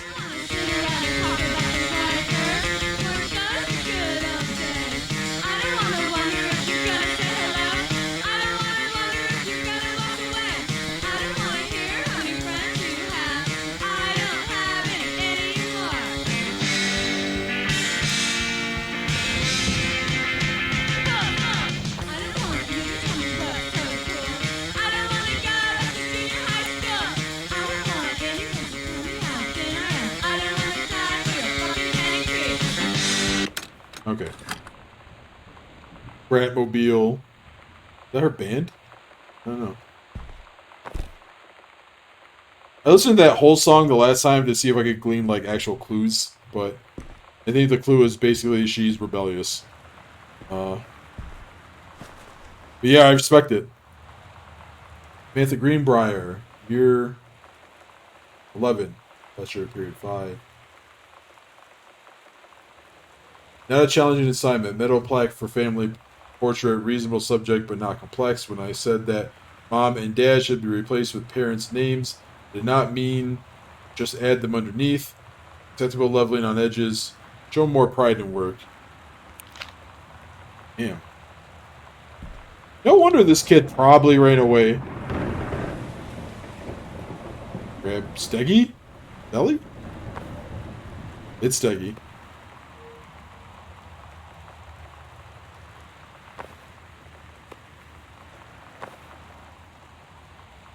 I probably should say no wonder. I don't actually know. Maybe she's just a shit kid. She's just being dumb. Oh, wow. This led to her room, too. Hey, Sam, do you want to see Pulp Fiction after school at the Coliseum? It came out last weekend, and Todd won't shut up about it. So either it's good, or we can make fun of him for liking it. My mom is supposed to cook dinner for us tonight for a change, but I can just ditch on it probably. Ditch out on it probably. Oh, the mom was taking cooking classes. That sucks. What time? Also, isn't that movie supposed to be really violent? Am I going to barf? According to Todd, it's pretty hardcore. I guess Uma Thurman gets stabbed in the heart with a heroin needle, so that's kind of hilarious. Also, something about cheeseburgers is important. Todd wants to see it again. 7:15, okay? Don't barf. Haha, alright, see you then. Barfing hamburger.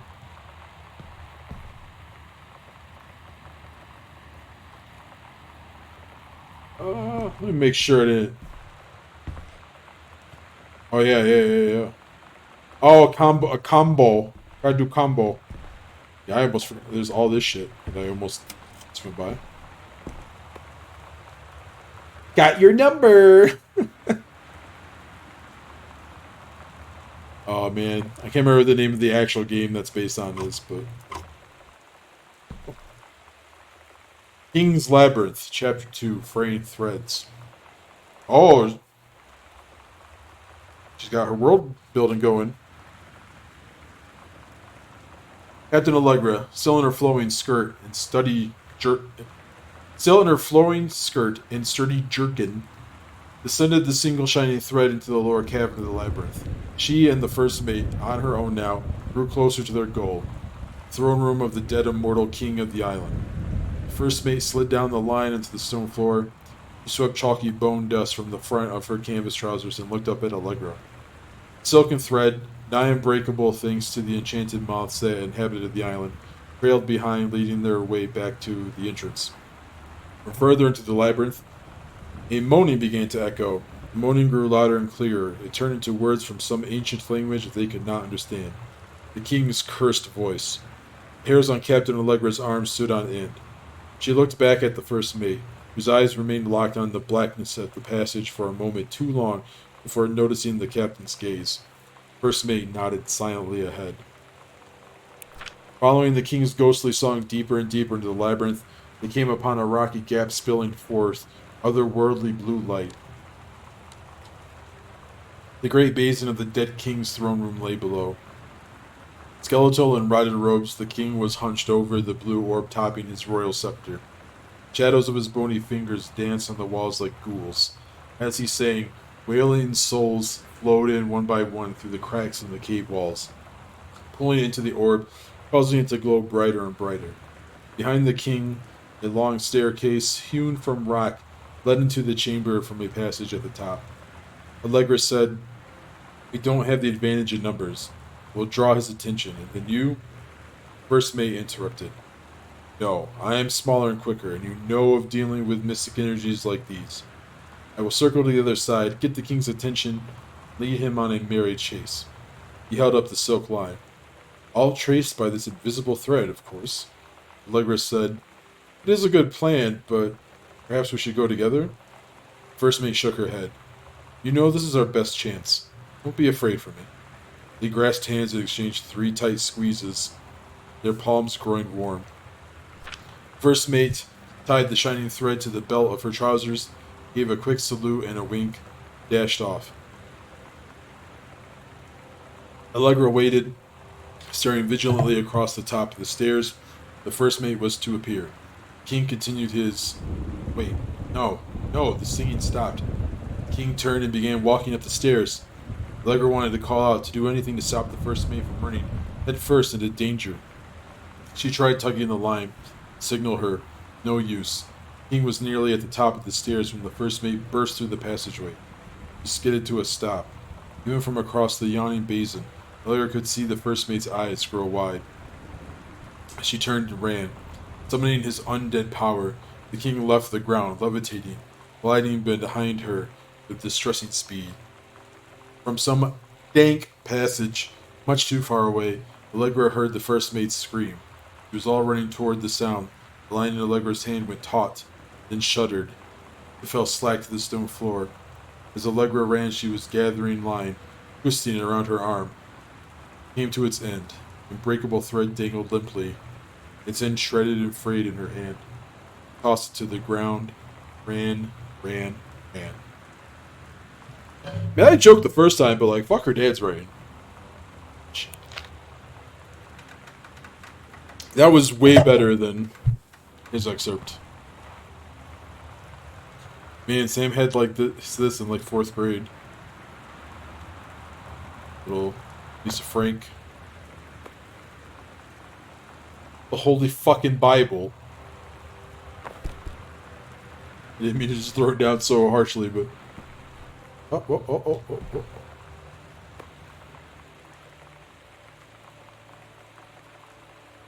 Dog collar? Okay.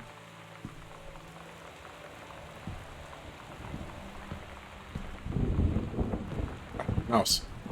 Oh god, alright. Oh god, I flipped up, turned upside down. The brochure. Binder. There's nothing in it because they let me look.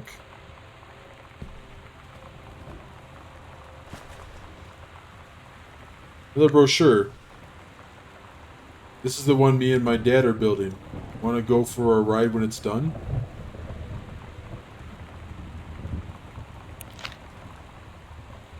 Oops, I didn't mean to. Oh, I wonder if that's Lonnie or the boy.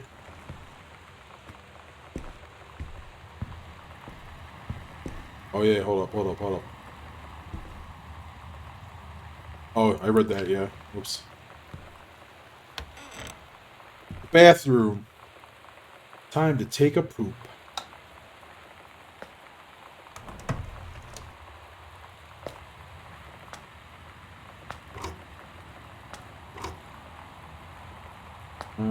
I hope I didn't miss the combination for her locker. Oh!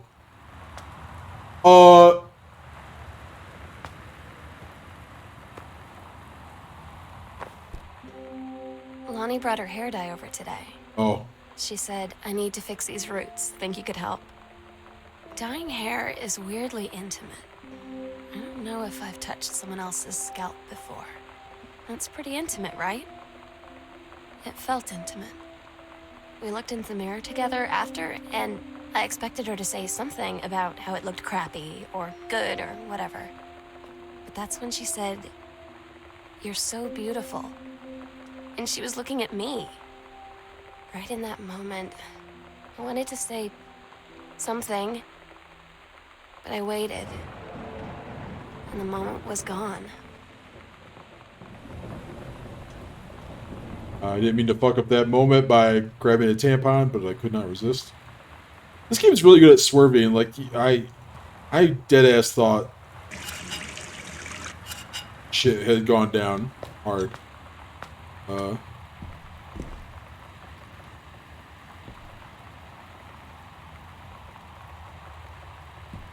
Got. Yeah, I had a big concern. Gigantic concern. I'm gonna run into her room real quick one more time, just because I'm paranoid that, oh god, it's one of those. Do I have to do it to get the code? Hold on.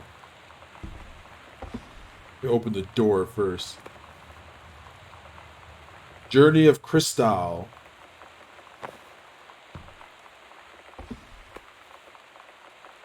Super Spitfire.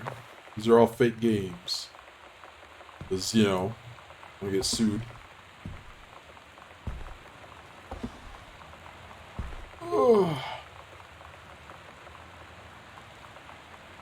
Don't mind me. There's no way the code would be in that. That's some adventure game shit for sure. Game seems pretty realistic with shit like this.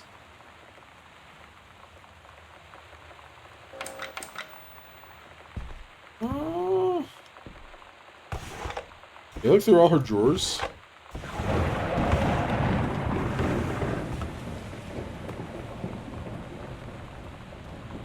And whoops.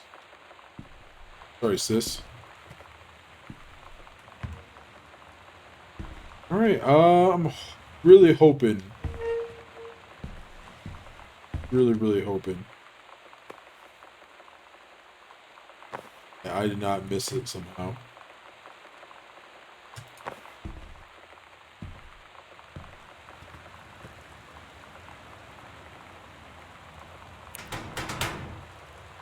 How do I get out?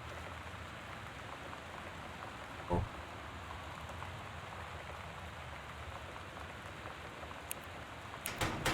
Okay, I want to.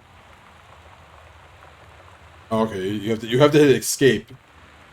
You know, the pause button. Oh, hold up. Hi, Lonnie. I wrote this in first period and left it in your locker on the way to second.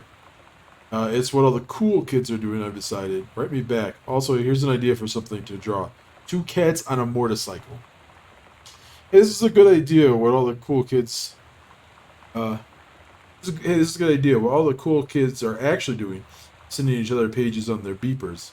But we're cooler than them because, guess what? You can't put this on a beeper. Your drawing of cats was so good that I added a background to make it better. Maybe I should just stick to writing. Haha, I like it. How did you know they were about to be abducted by aliens? I'm looking at Mr. Fish, I can't right now. I feel like he would probably have lots of cats. Also, like, his secret shame is he watches 90210 religiously. I'll ask him about it after class. He said he doesn't have cats, and also that he's never watched 90210. But I could see in his eyes he was lying. That was a 4... Oh, fuck. That was a 4-thing combination, right? Yeah, that ain't 90210 then.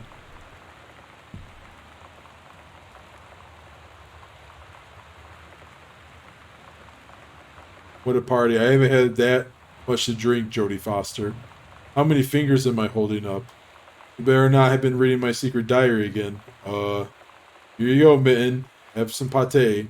Gross. Meow. A funny kid.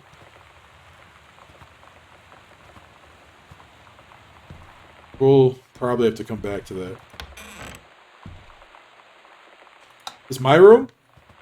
Probably not. But I shouldn't have a room here. Mom's purse. There it is.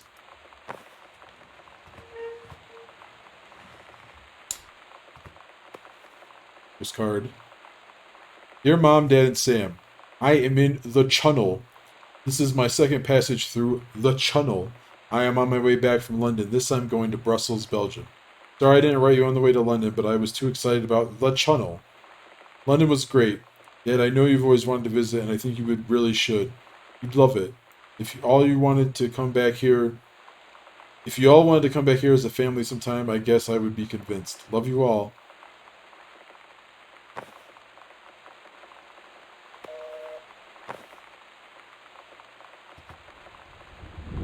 Earth, Wind, and Fire.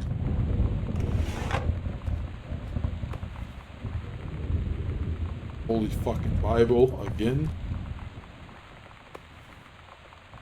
Unknown Dimension Literature. Wonder if he was looking for a new publisher.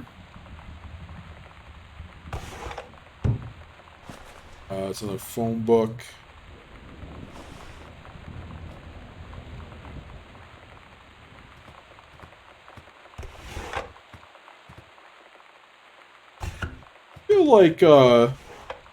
I do feel like threads are coming together, but also I'm no closer to figuring out what the fuck has happened. Very nice arranged drawers, though.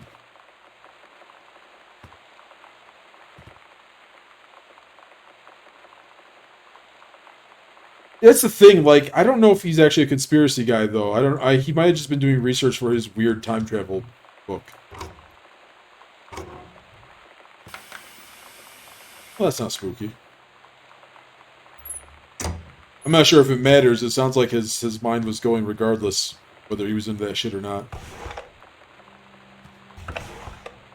Or, like, even if he wasn't, Mitten. Like, even if he wasn't into it before, maybe, like, you know, reality blended with fantasy. Not shut that one for some reason. What's going on, Parallax? Oh, yeah, like, he's definitely interested. Interested in that Gucci stuff. Family, where the fuck you at? There they are. I guess I found them.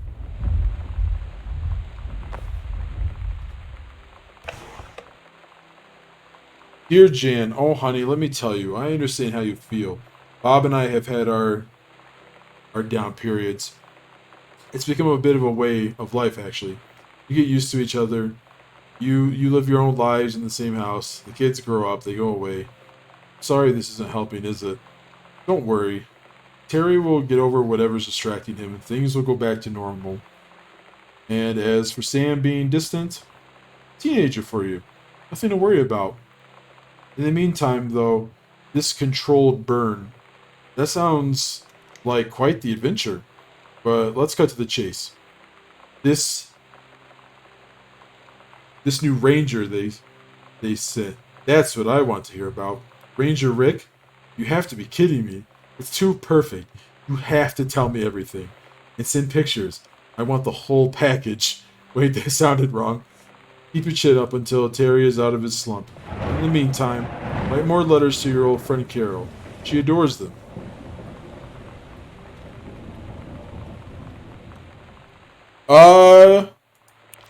If you don't think it's gonna be too spoilery, if it's like pure, if you're just going by like pure,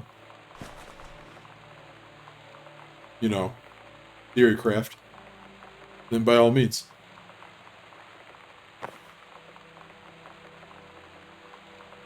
I've been theorizing this whole time, I just haven't found anything really new to talk about. Walt Whitman. Old Walt.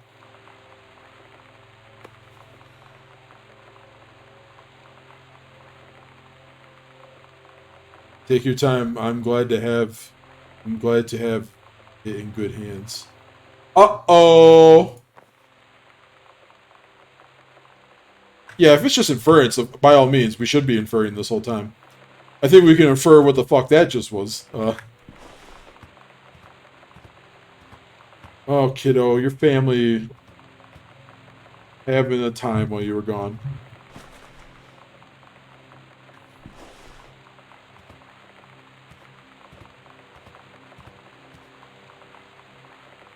It's bedroom.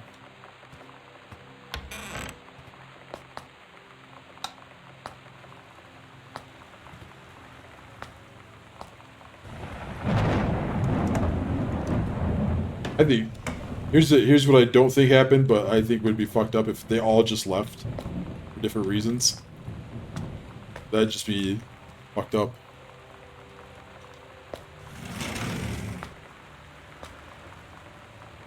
Like the kid ran away, the dad went off somewhere, the wife went somewhere just separately.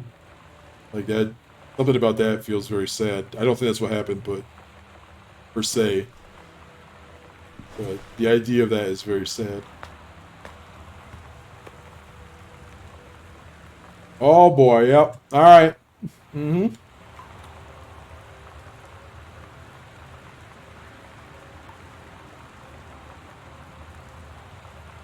Oh yeah, that's. Yeah, you're right. I guess I never said it earlier, but oh yeah, that's. We can call that a fact. I think it's safe to say. At this point.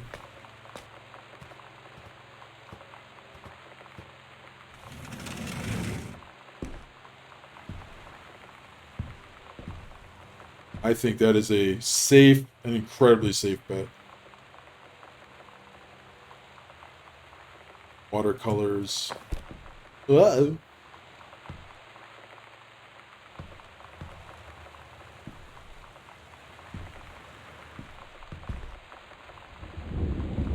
Oh, here we are. I didn't see what she said. Oh, look, a ghost game. Okay. Escape from Ghost Mansion. Fucking game looks rad. Just throw it on the fucking floor.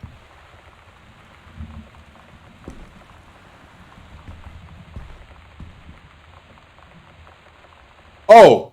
Oh yeah, no, it is, yeah, it's, we are pretty much, I think narrative-wise, they haven't gotten that far yet. That's the business card. Like in those, I don't want to call them recordings, because you're not really finding recordings, but those audio parts where she's talking. But I think it's a safe bet. Like, it's clear she ran away. My thing is, like, where's the fucking parents?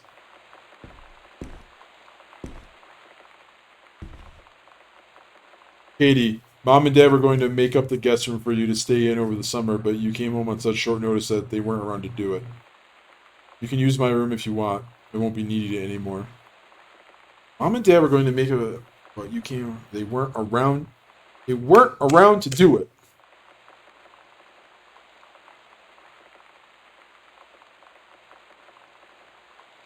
Sam's run away from home. That's pretty obvious. Oh, maybe Mom and Dad... New theory. I think Mom and Dad are on, like, a couples counseling trip.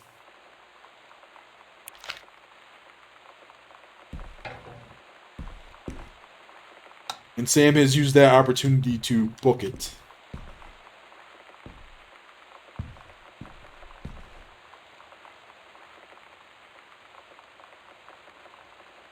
Yeah, right. Well, we have some omniscient viewing for that. Oh God. Hey Sam, you were asking what my something ribbons meant. Here's a handy guide. Orienteering, this means the army thinks I can find my way around. Oh. My JROTC. Okay, it's the army shit. Rifle team, the army has branded me as a certified killing machine. Adventure training, I am a bored adventurous. No borders can handle me. The army recognizes this. So if you didn't think I was cool before, now you do. So Lonnie went into the armed services. I respect, I guess. Feel like you shouldn't do that, but composition book. Samantha Greenbrier, Ghost Hunter Journal. Sighting Journal, August 31st, 1994. Tall shadow in the upstairs hall. When I rounded the corner, no one was there. How tall was Uncle Oscar? No, I was not wearing my glasses. Third, a faint voice coming from the bottom of the stairs. I said hello, did not investigate. Probably was the furnace. September 9th, poured milk from carton and fridge. It was spoiled. Pretty sure I read that spirits can sour milk. Milk was just bought yesterday. Also ghost milk. Ooh. This kid is very funny to me. Lonnie says she feels a presence in the TV room. I suddenly begin to feel cold. We build a protective pillow for it. Lonnie and I employ a Ouija board as a medium. Disturbing messages are conveyed from the other side. Oscar is definitely here. I listened Lonnie to stay up all night and help patrol premises, recording any signs of otherworldly presence. Lonnie reported many sightings, but all remain unconfirmed. Possible ectoplasm in the attic. Probably leaky roof. Sample taken just in case. Probably due to leaky roof, yeah. Despite our best efforts, we both fell asleep around 4 a.m. All in all, successful night.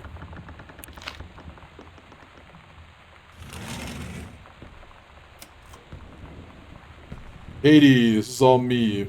So why would I? Yeah, there's no prompts because why? Why? Yeah, there's, I guess, air quotes, my room. I I thought that was some shit for a minute.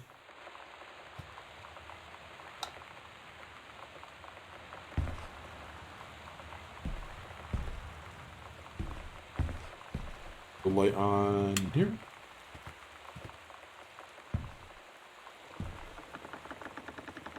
Performance evaluation. Richard Panamar, supervisor of Janice. Oh, this is Ranger Rick? Maybe? Her stats are fucking gold. She's 5s in everything. Ranger Patermock has been indispensable during the course of the prescribed burn preparation and execution. I believe his expertise and dedication has been the deciding factor. Oh, she's evaluating him. I believe his expertise and dedication has been the deciding factor in the success of a very complex and challenging conservation effort. In the opinion of the Flintlock Forest staff, Rick's contributions... This is Ranger Rick then. Contributions to daily operations have become essential to the outfit's continuing success. This end, I will be formally submitting paperwork requesting his permanent reassignment to this facility. Oh, Janice.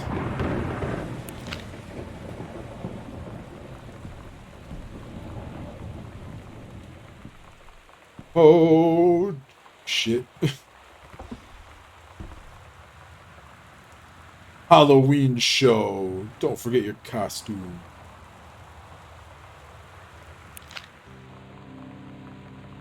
Sometimes you just have to lie to Mom and Dad.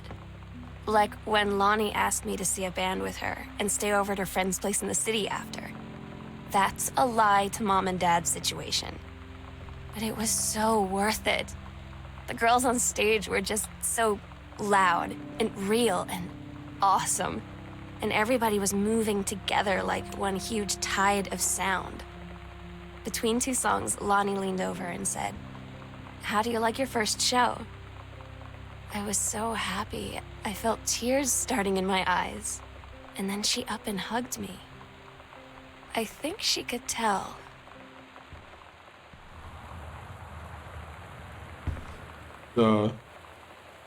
Lonnie, I guess, is on the right and Sam would be the left.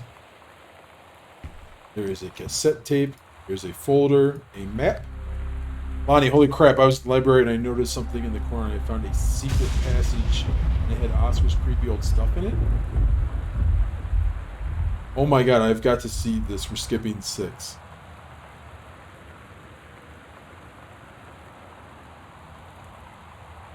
Well, we're gonna head back to the library. You had a chance to do some extracurriculars. Well, that's only got more interesting. Yeah, so...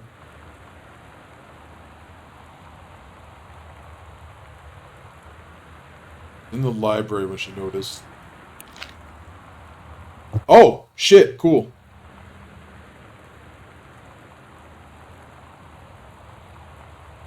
Okay, I'm very glad they just kind of had that for me, the map. I was scared I was going to remember it.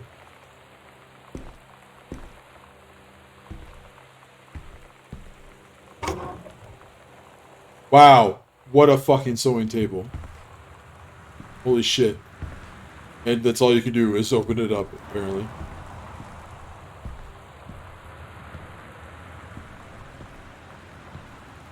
You looking here already? I think I did, yeah. Oh, there's the tape. Heavens to Betsy, nothing can stop me. Nothing else.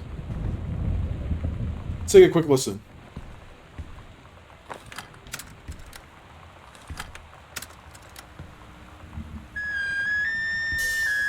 Oh, okay.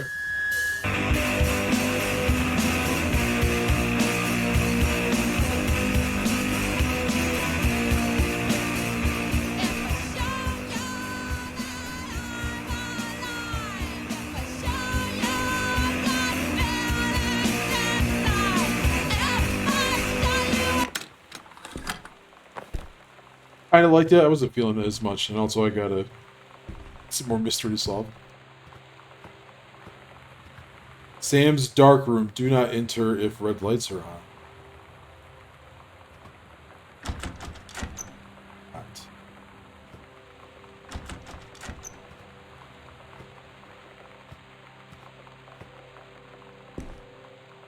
was the note for... Let's see.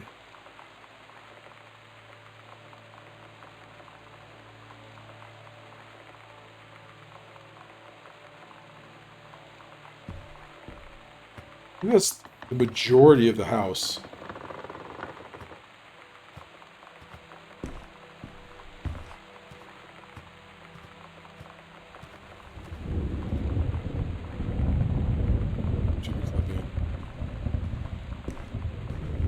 Did I look in here? Did I look in either of these rooms?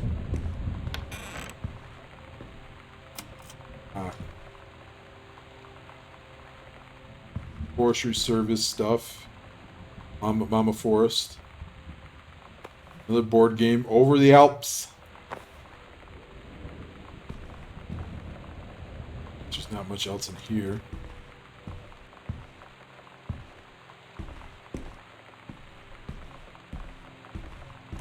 Locked, okay.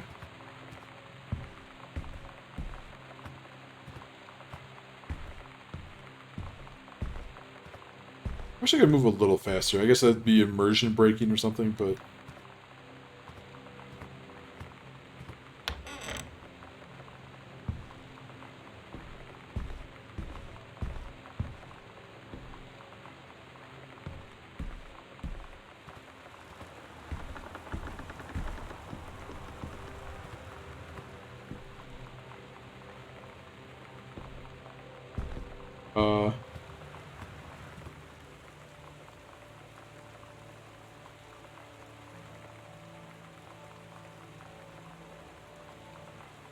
Okay, so according to the map...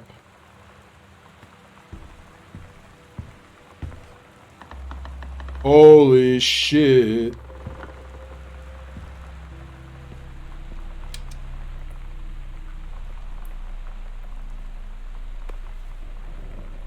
Oh!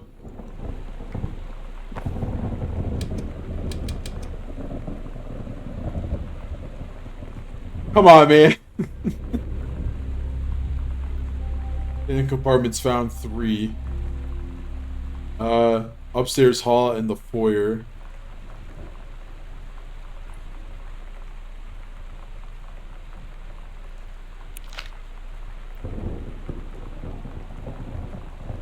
Ooh, okay.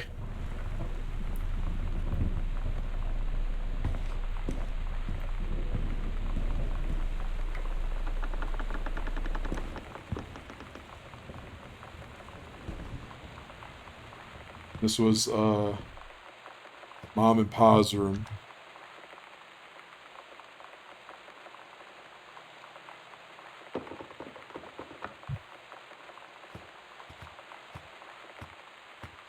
There's one in the hallway according to the map?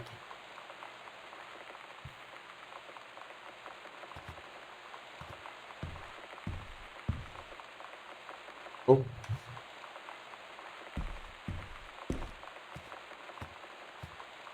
Over here? Oh, huh? Hold on, mate.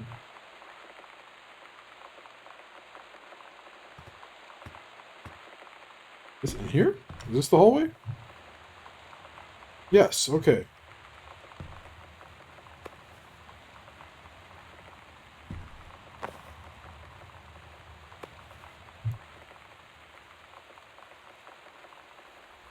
Spooky ass Ouija board. Hello, who are you? Oscar. Come to... I'm sure they don't mean basement.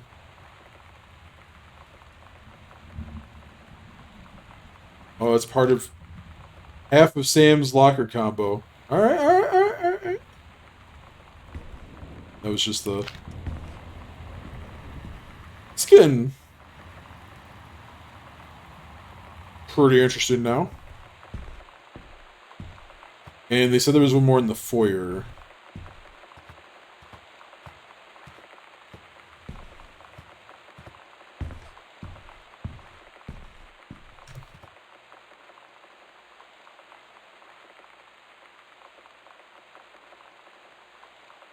I think.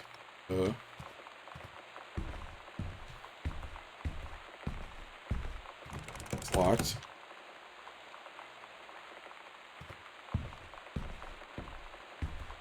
Maybe. Okay, hold on.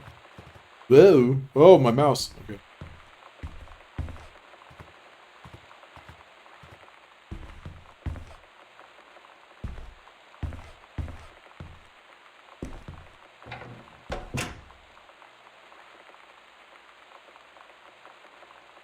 I think. Here we are.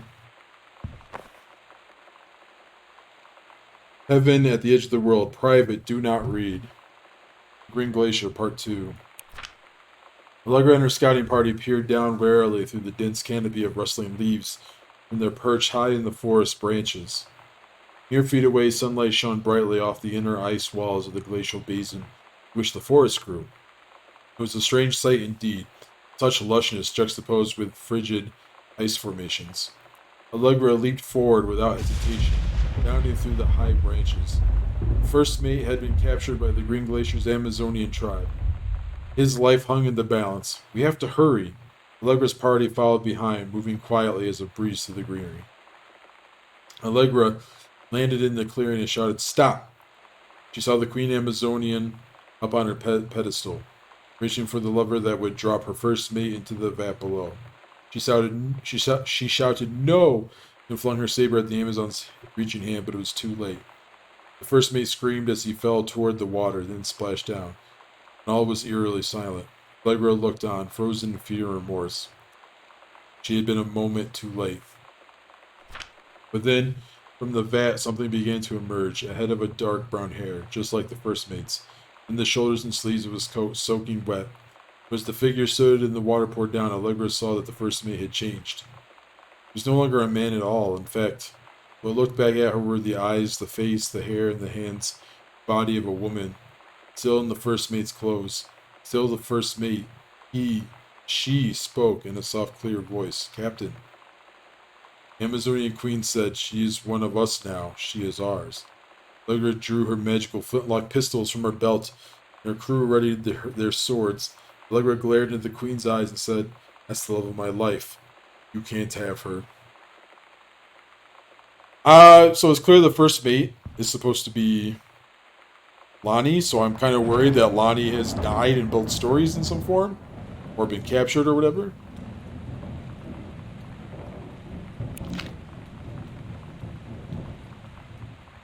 A little disconcerting.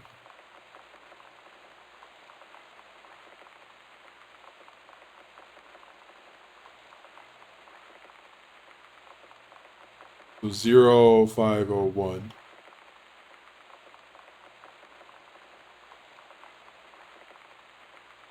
Yeah, her shit's pretty cool sounding though. Like the world sounds neat.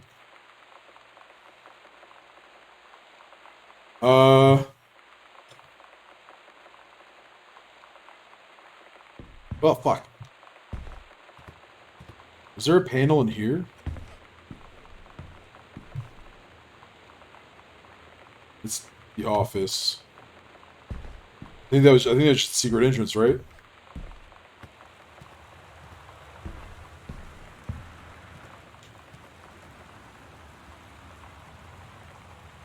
Oh no, that's the secret entrance is the thing there.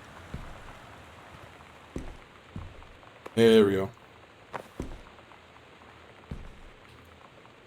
Misfits. At Todd's brother's place after the show, there was only a futon to sleep on, so Lonnie and I shared it. The lights went out. I was turned toward her. My eyes started to adjust, and then I could see she was looking at me, too. In the dark, she smiled. My heart was beating so fast. I rolled over. I felt so, I don't know, nervous. After a minute, she put her arm around me and was so close and whispered in my ear, "I really like you." I just nodded my head, and I really hope she could tell. I really hope that she meant what I think she did. I felt like a shook-up can of soda ever since. I hope we have the chance to talk before I explode.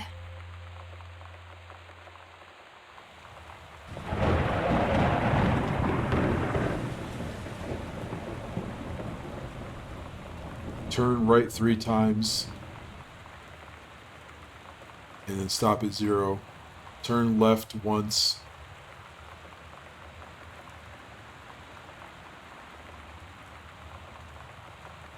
No, it was... It's been a while since I used a locker lock.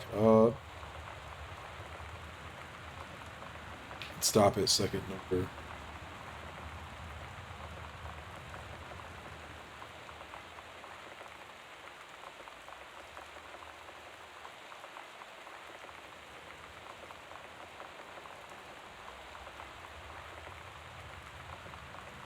So it's okay.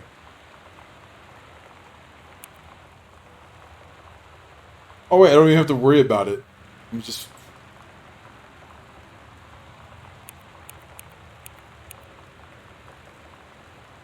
I mean, I was so worried about the left and right, I forgot the number. Okay, 0501.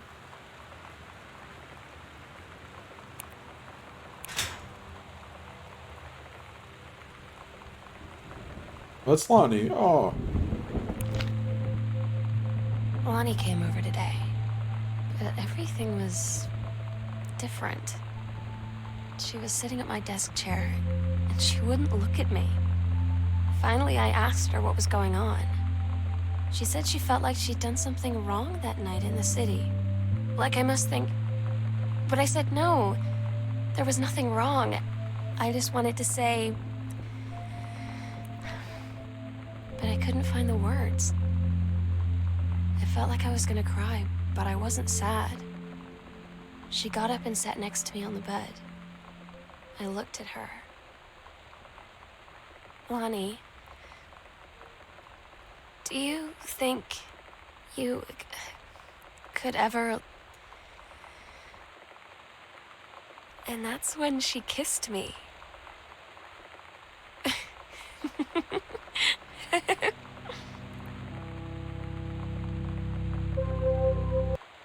Alright, hold on, just...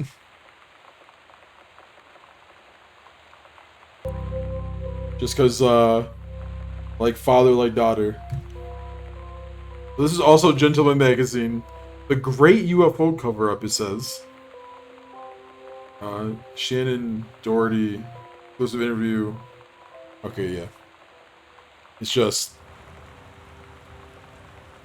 like that, okay. It'd be funny if Gone Home of all games got me fucking banned from Twitch. Yeah. That would cause me psychic damage. We got a key to the basement. We're finally... I don't know... Fuck. I don't know if we're... Probably piece together what has happened. Maybe she's gonna tell us through narration. I don't know.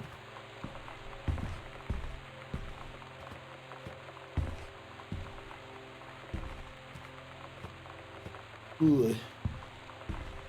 Fuck, how do I...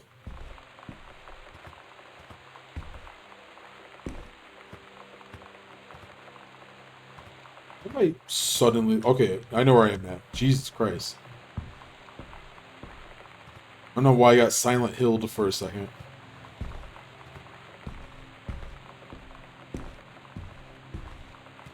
What the fucking basement.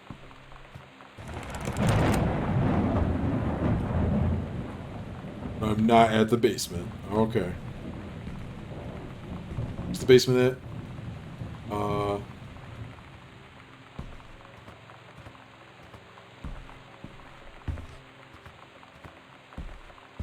Guys, thanks for sticking with me. This is definitely taking longer than 2 hours, but it's not much longer either. Of course, I don't know how much more we have to go through.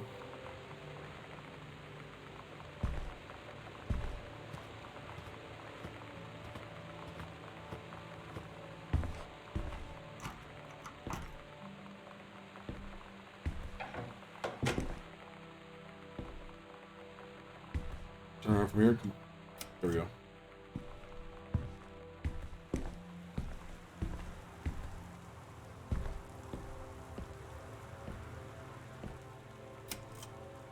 Alright. Some chips.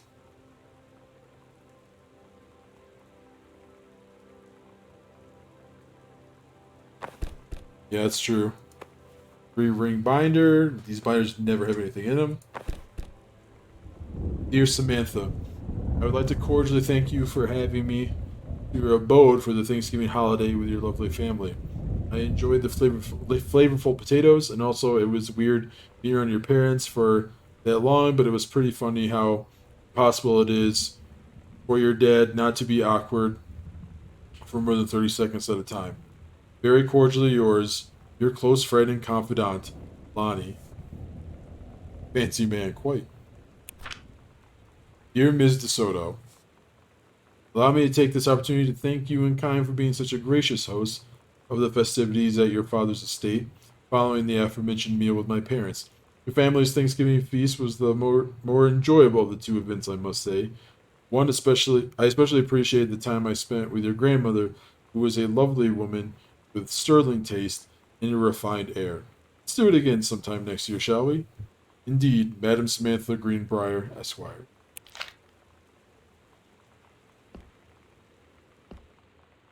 Sam does not like her family, but I can kind of understand why. There's just shit going down. It's different now. I mean, we still hang out all the time like before. But now when no one else is around, well, you know. So you could say we're dating. But it's secret. Secret dating? I don't know. I mean, I guess that's the real difference. Now when we get off the phone or go home for the night, or it's just quiet and we're alone, we say I love you.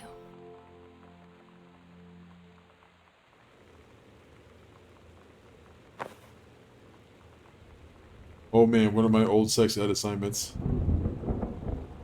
Oh, this is her version?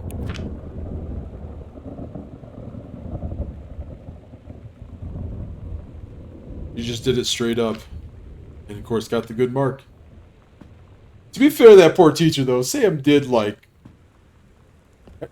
turn that to a horrifying experience. I can't fault the teacher that much, to be honest.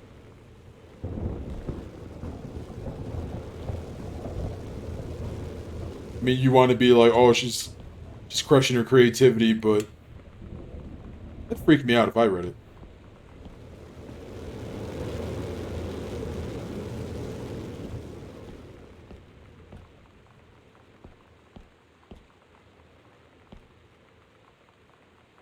What?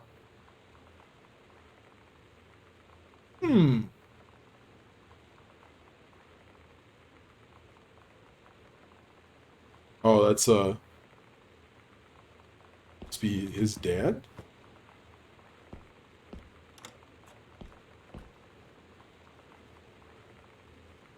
$14K carat gold heart pendant. That's so looking to get that for them. It's a token of their love. One of Dad's books with something stuck to it. Dear Terrence, thank you. Hold on. It didn't make it. Oh, I guess it was a little later. Dear Terrence, thank you for sending along a copy of your newly published book. An author's first published manuscript is a momentous occasion. I read it this afternoon. I certainly recognized my son in the subject matter.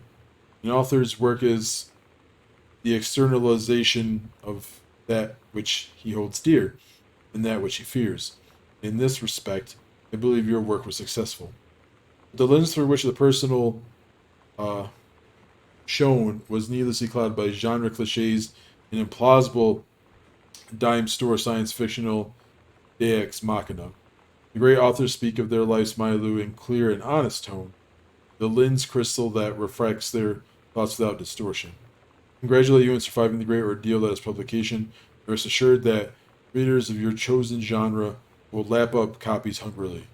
But I urge you to shed artifice. You can do better. With a father's love and encouragement, Richard Greenbrier, Ph.D. Oh, his dad didn't like the book? What the fuck is this? Reed College. Samantha Greenbrier, dear Samantha, congratulations. I am pleased to inform you of your admission to creative writing track of the Reed College Summer Program for Young Scholars for its 1995 session. We believe you have much to contribute to the Reed College community. Based on your portfolio and academic record, I'm also pleased to offer you financial aid to cover 75% of the summer program's tuition fees. The attached documentation delineates your schedule, optimal secondary track choices, your dormitory assignment. Please read blah blah. Okay, she got accepted and got accepted good. I'm so stupid sometimes. I was telling Lonnie that I got into my college summer program thing, and I was all making plans like, you should come visit me, stay in my dorm room. But she said, Sam, I ship out on June 6th. I was like, ship out? To where? She said, to basic training. What did you think I was doing all that ROTC stuff for? I guess she's been planning to join the army right after high school since she was like 12. And I guess she's really going to do it. So I was like, after graduation, I'm just never going to see you again? She said, let's just have fun while we can.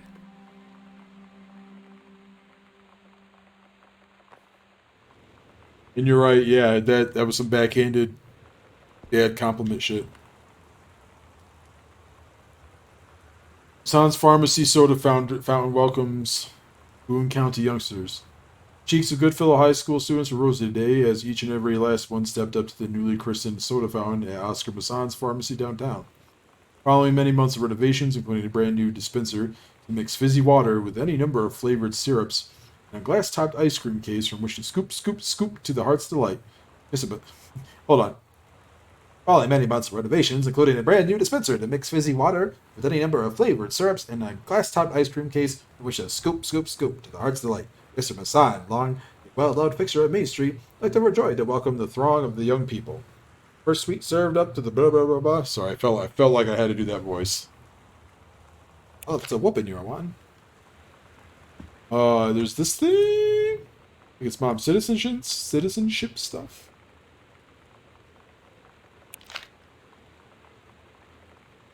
Not reading all that. It's citizenship.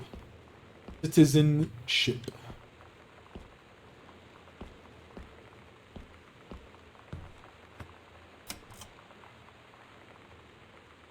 Let's backtrack first, though. Let's go.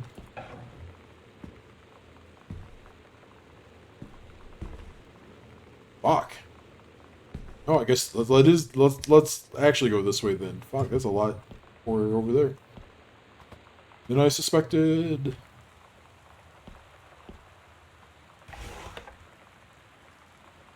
Massan's Pharmacy changes hands. The shoppers at Main Street were surprised today. The announcement that Massan's Pharmacy would change ownership for the first time since it opened 10 years ago. Rumors swirled that the sudden sale of the pharmacy was transacted for a song, and asked about speculation that the deal had been signed for as little as $1. Mr. Samuel Owenstein, Oscar Massan's longtime assistant and now proprietor of Massan's Pharmacy, told the register the specifics remained between myself and Mr. Massan. Mr. Massan had taken sick and was unavailable for comment. That's not shady at all.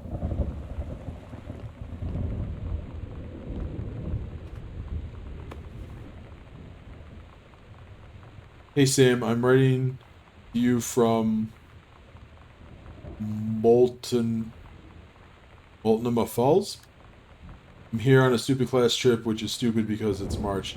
I don't know if anyone running this school has been to Oregon, but it's cold and rainy as shit in March. Wish you were here. Oh wait, you are here, because I'm writing this to you in the gift shop. Oh shit. Love you, Lonnie. They tell you to stick with the group on field trips, Katie. There's a reason for that. Lonnie and I snuck off on the side paths at Multnomah Falls and got a little lost. Okay, a lot lost. Like, for hours. Right before the bus left, we found a trail and came running down the path, soaked and covered in mud, shouting for the bus not to leave. The school called home. Mom and Dad said, "You didn't get into trouble like this before you met that Lonnie girl." But I don't think they know about us. The kids at school, though, I'm really afraid that's a whole other story. Stick with the group, Katie. Stick with the group.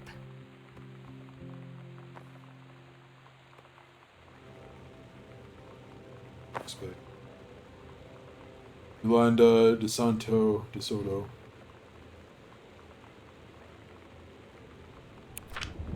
Holy shit. Dear Sam, today's Spanish lesson, X Fly Mosca, X. Fuck. It's so hard with their writing. So happy you like the drawing. Was thinking of us when I drew it. I knew you'd be able to tell. You love Mexico. I think, probably. The nature here is totally different than back home. I keep thinking about Allegra and the first mate lost on a mysterious island where even the plants are out to get them. Then I think of them together out there in the wilderness together. I start thinking of you again. I lie here in bed and I can almost feel you. I've been trying to save it up for when we were together again. I haven't done a good job, okay? I tried. Okay, enough about that. The last letter got to me the day before we start driving back north. We'll be racing this letter home. If I get home first, we can read together. And yes, I am taking tons of photos. We'll have to spend so much time together. Or so much time in the dark room. Lonnie.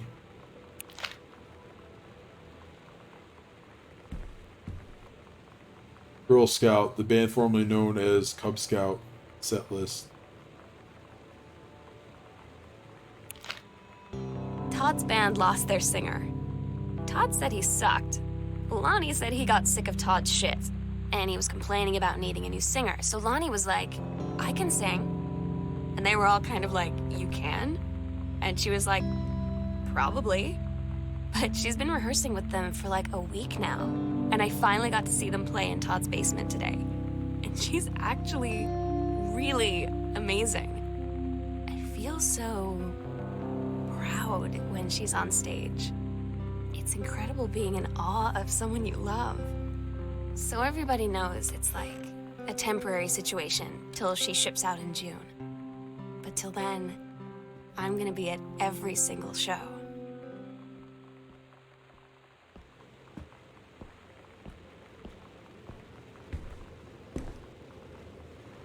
Ooh, man.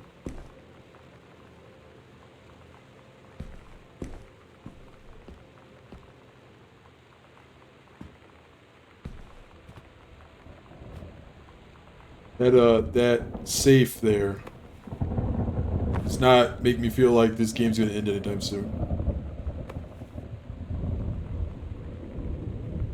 So let me snoop around a little bit more, and then I might have to call it, and then I'll just have to finish this up another time.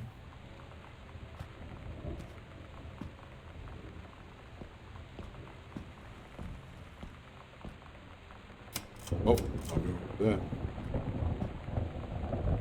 Oh, this shit's spooky. Where the fuck are we going?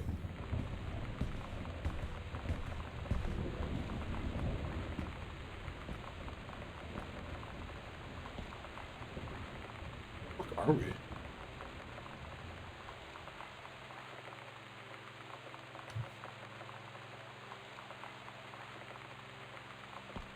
Batmobile. Costume skeletons and devils, cheerleaders from the Smells Like Teen Spirit video, one girl dressed as Jack Kennedy. Psycho House Girl, the coolest stuff about being the Psycho House Girl. Cool thing number one, everybody in the hall thinking you don't know, they're looking at you and whispering as you walk past. Because I guess they haven't heard of peripheral vision, I guess she's gonna say. That's a lie to mom and dad situation, but so... Oh, okay, this is how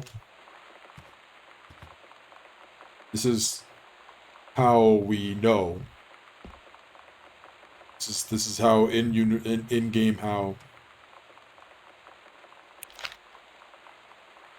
Caitlin is getting all this info, not just psychically.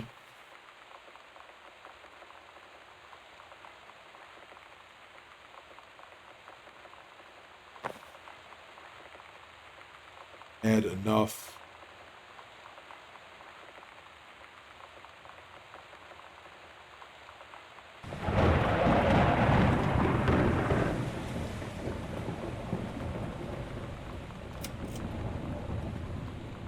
chips. Dear Miss Greenbrier, I appreciate the time and effort you put into writing your letter. It showed initiative as well and was well written, but it does not change my mind on this matter. While I understand that Miss DeSoto is a friend of yours, the fact of the matter is that she defaced school property with profanity. The fact that she allegedly defaced her own locker in retaliation for another student doing the same to yours is immaterial. I see your complaint that no other student has been punished for their part in this incident. The fact is that no guilty party has come forward, and there has been no convincing evidence as to who might have defaced your locker. In other words, there's no one to punish. I suggest letting this issue drop. This will only bring more wanted attention on yourself, which I believe is what you claim began this whole incident in the first place. Good job, teachers! I don't get Lonnie sometimes. Like, her band, and our zine, and her hair, and everything are all anti-authority. But I watch her in JROTC, and she's doing drills in perfect formation, following orders, no question. And there's all this stuff in the news about don't ask, don't tell. Like, she's going to join the army and then have to lie about who she is. She said they don't need to know what they don't need to know. Like it was no big deal. This from the girl who trashed her locker to, like, defend my honor. I've learned when to stop arguing, though. I don't think Lonnie even gets Lonnie sometimes.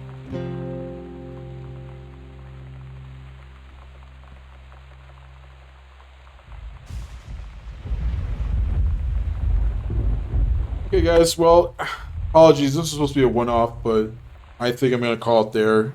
I do have other stuff I got to get to tonight.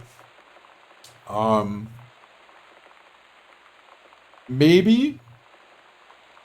Trying to think. I might be able to finish this off Monday. I actually have Monday off. So I'll post about it in